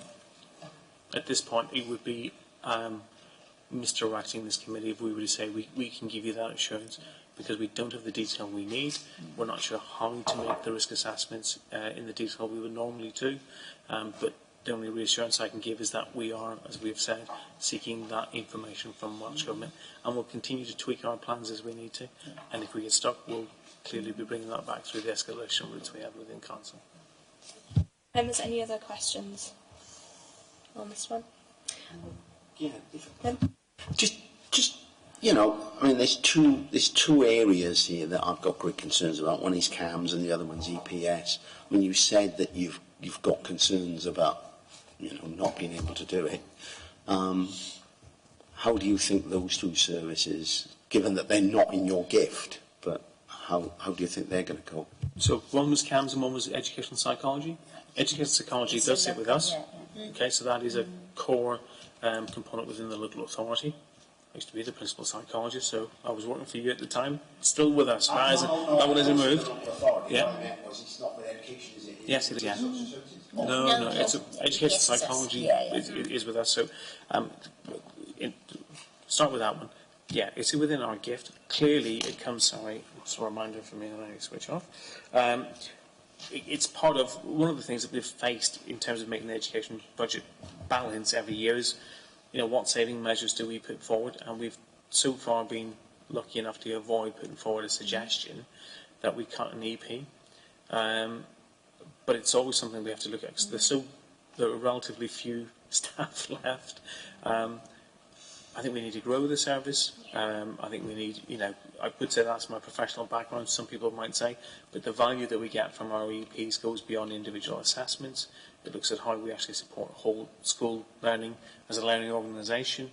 It impacts on what we do with inclusion and a range of other aspects of work. So we're always going to try to maintain the level of support we currently have in a fiercely competitive market with people able to choose where they go, because there's a lot of, you know, options out there. So I am anxious about that. In terms of CAMS has seen a significant investment from Welsh Government, so they've seen growth in their budget at a time when the rest of us aren't. There's an extra 8 million, I think, coming in across the region in terms of support around CAMS. So we're working closely with Dave Williams, both through Tracy's group, but through the other work that Donna and I are involved in, and with the Children and People's Regional Partnership Group. And there are a range of investments coming into schools. So there'll be money coming in for additional EP time. It's the first time this has happened. So credit where it's due, fair play to CAMS. So we're probably, I just need permission to do this, but we may well be hosting a regional whole school approach from CAMS, which will see some additional clinical psychology and additional 1.5 EPs come in on a regional project that we might be hosting in to align with some support from a senior ALN officer. So there are other investments coming in. The key now is to make sure that we help coordinate and join those up so we're not working across purposes. And that's something I know that CAMS lead, Dave Williams, and the health colleagues are keen to do. So still anxious, but there is some investment. But there are competing agendas going on. So our job as managers and influencers within the systems to try and see how we can join that up and get best value out of all of it. But yeah, it comes back to, do we have enough resource in the system to meet all of the need? The answer clearly is no. Is it adequate to meet the need we currently have? At the moment, yes. But until we can get the answers to some of the questions that might come out in the next iteration of the code, I can't give you reassurance that I think we're absolutely well placed at the moment, because I don't think any of us have that information to make that assessment. Sorry, I just wanted to come back on something we were talking about just a little while ago, which was the measurement. And I just wanted to make sure that when we're talking about outcomes, when this Act is brought in now, that we're not strictly only talking about academic, that, you know, because I mean, I personally know the parents of ALN autistic children who have done a dance when their reception age children have drunk from a cup for the first time. When you know, an additional learning needs child does makes a step up on a Thrive assessment. That's a huge deal for some children. So I just wanted to make sure that we are not going to make this an academic, you know, oh, are you passing these tests type thing. And that's why the issue sometimes about performance measures is that it's easy. We fall into the habit of measuring the things that are easy to measure. So exams are really good at that, apparently.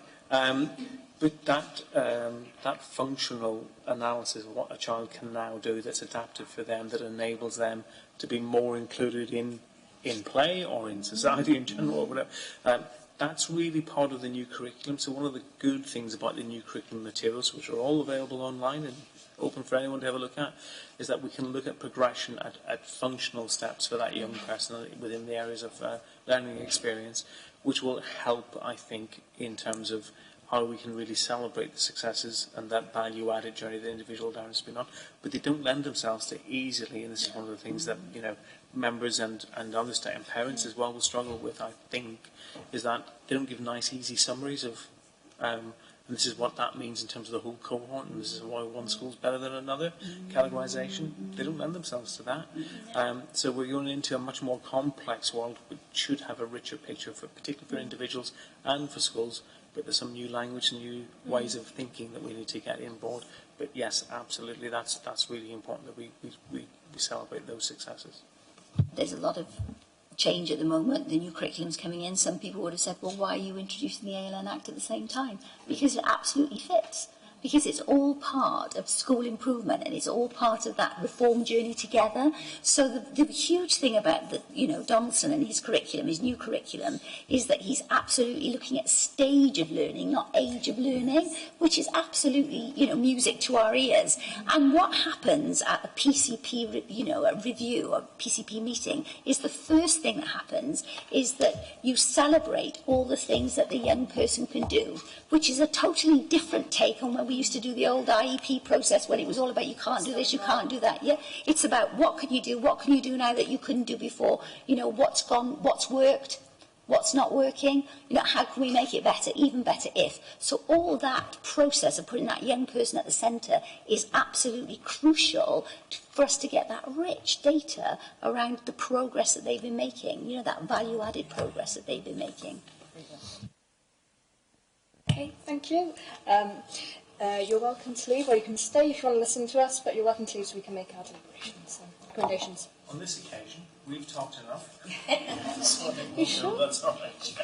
I'll leave you with some Oh, thank you. which is actually quite well done. One thing while we can't obviously tell Welsh Government what to do, both Tracy and I and Donna as well, but we've got regular meetings with the lead officer within Welsh Government, so if there are messages you want us to take back on your behalf, then I think we've got a meeting coming up in the next month or so. Yeah. So that's something that which isn't, of course, to stop committee writing itself directly, but we have that avenue open to us as well. Okay.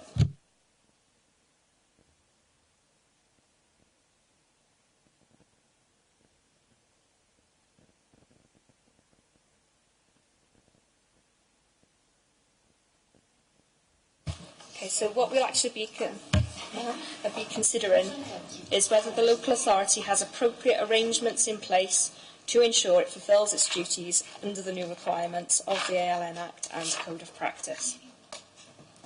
And recommendations that we would like to make then. Welsh Government should give lots more money to all the boroughs and to enable them to meet their legal responsibilities with this Act.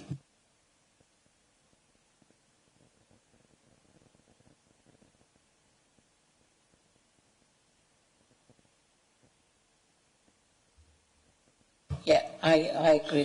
The cost neutral element of this is not cost neutral, even for schools, let alone the local authorities, but for our schools, and you know a lot of them are struggling at the moment. So it's not going to be cost neutral, and the funding should come with the legislation. They should just, in general, hurry up with their guidance, because the longer they leave it, the more expectations will rise. You know? Well, they do this with every act, don't they? But I think there is another expectation, the need to manage parental expectation of what this Act actually means. And even in governing bodies, we've been talking about it, and this week we talked about it, and it's assumed that we have to provide a service from 0 to 25, you know, and there is that legality about it, but it's the process that needs to be understood by all carers and parents. do you have any others other than sort of to Welsh Government? Do we ever need to? Well, this is the problem. It's the post-16 that concerns me, because I know that with the provision in this area, taking this area as an example, as I said earlier, is being dumbed down now. Young people who desperately need that rather than a traditional education. So what is out there, and don't get me started on art and design courses till they're 24, because I've seen that in place and it's just ridiculous. I think it's important for their stakeholder engagement as well, because if you have more non-traditional sort of providers, so rather than just Coleg Gwent, you're looking at more sort of small providers, they won't necessarily have this background to be able to know what paperwork even that they need to be filling out and to get it on board.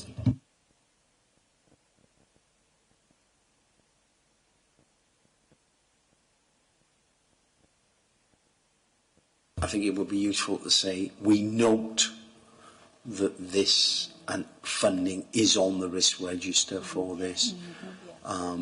We suggest that it is made a higher profile because we have serious concerns that the funding, that the Welsh Government having decided that it's cost neutral, and in fact suggestions that there may be savings are unlikely to be considered.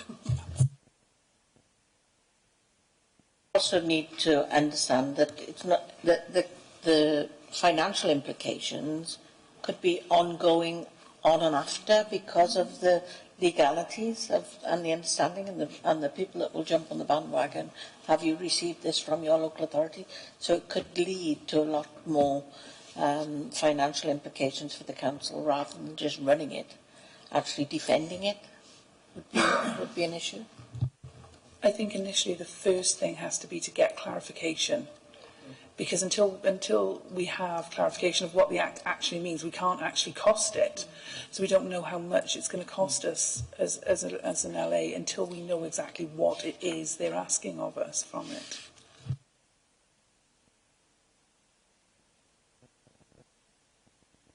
I think as well we need to concentrate. I mean, we've mentioned further ed, but I think we need to make some comments about early years, because I think that there are severe concerns about that 0 to 3 in terms of, as we said, I mean, flying start, isn't everywhere.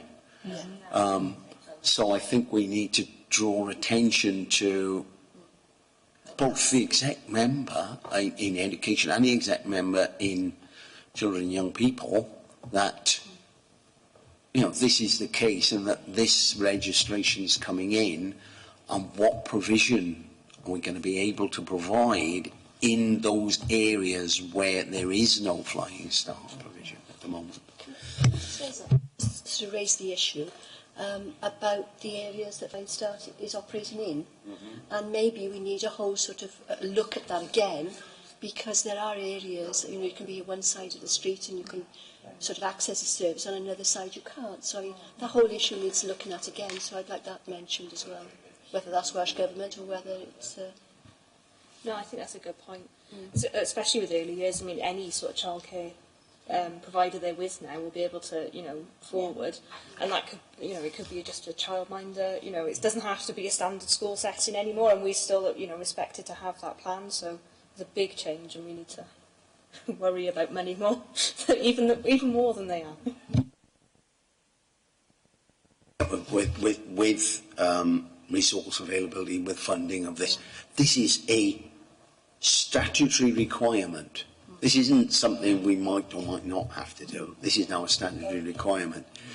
And it means that the money to fund this is going to have to come out of something that's not statutory. And we need to acknowledge that, I think.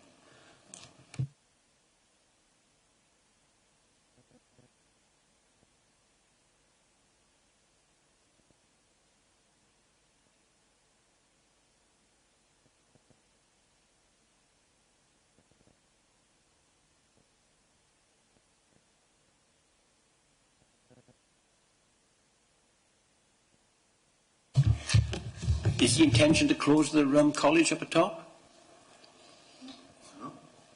I know there's a lot of things have been cut from there, haven't there? There's quite a few of them. And the problem being is that if you got something, say, like car mechanics, they stopped doing it up there.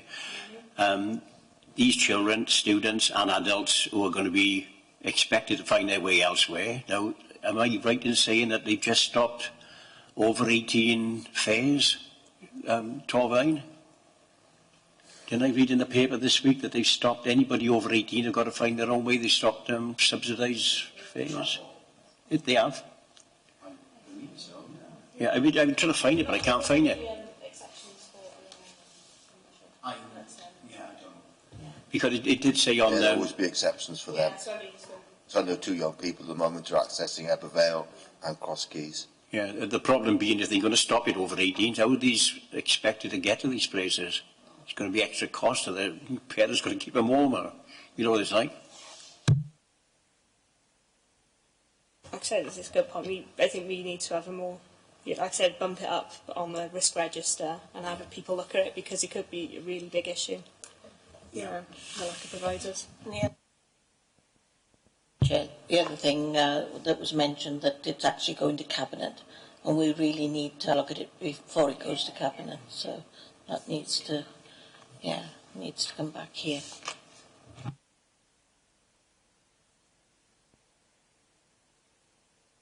Yeah, and I'll probably write those up then and email them round, just so we can look at them and make any comments there rather than make her do it there.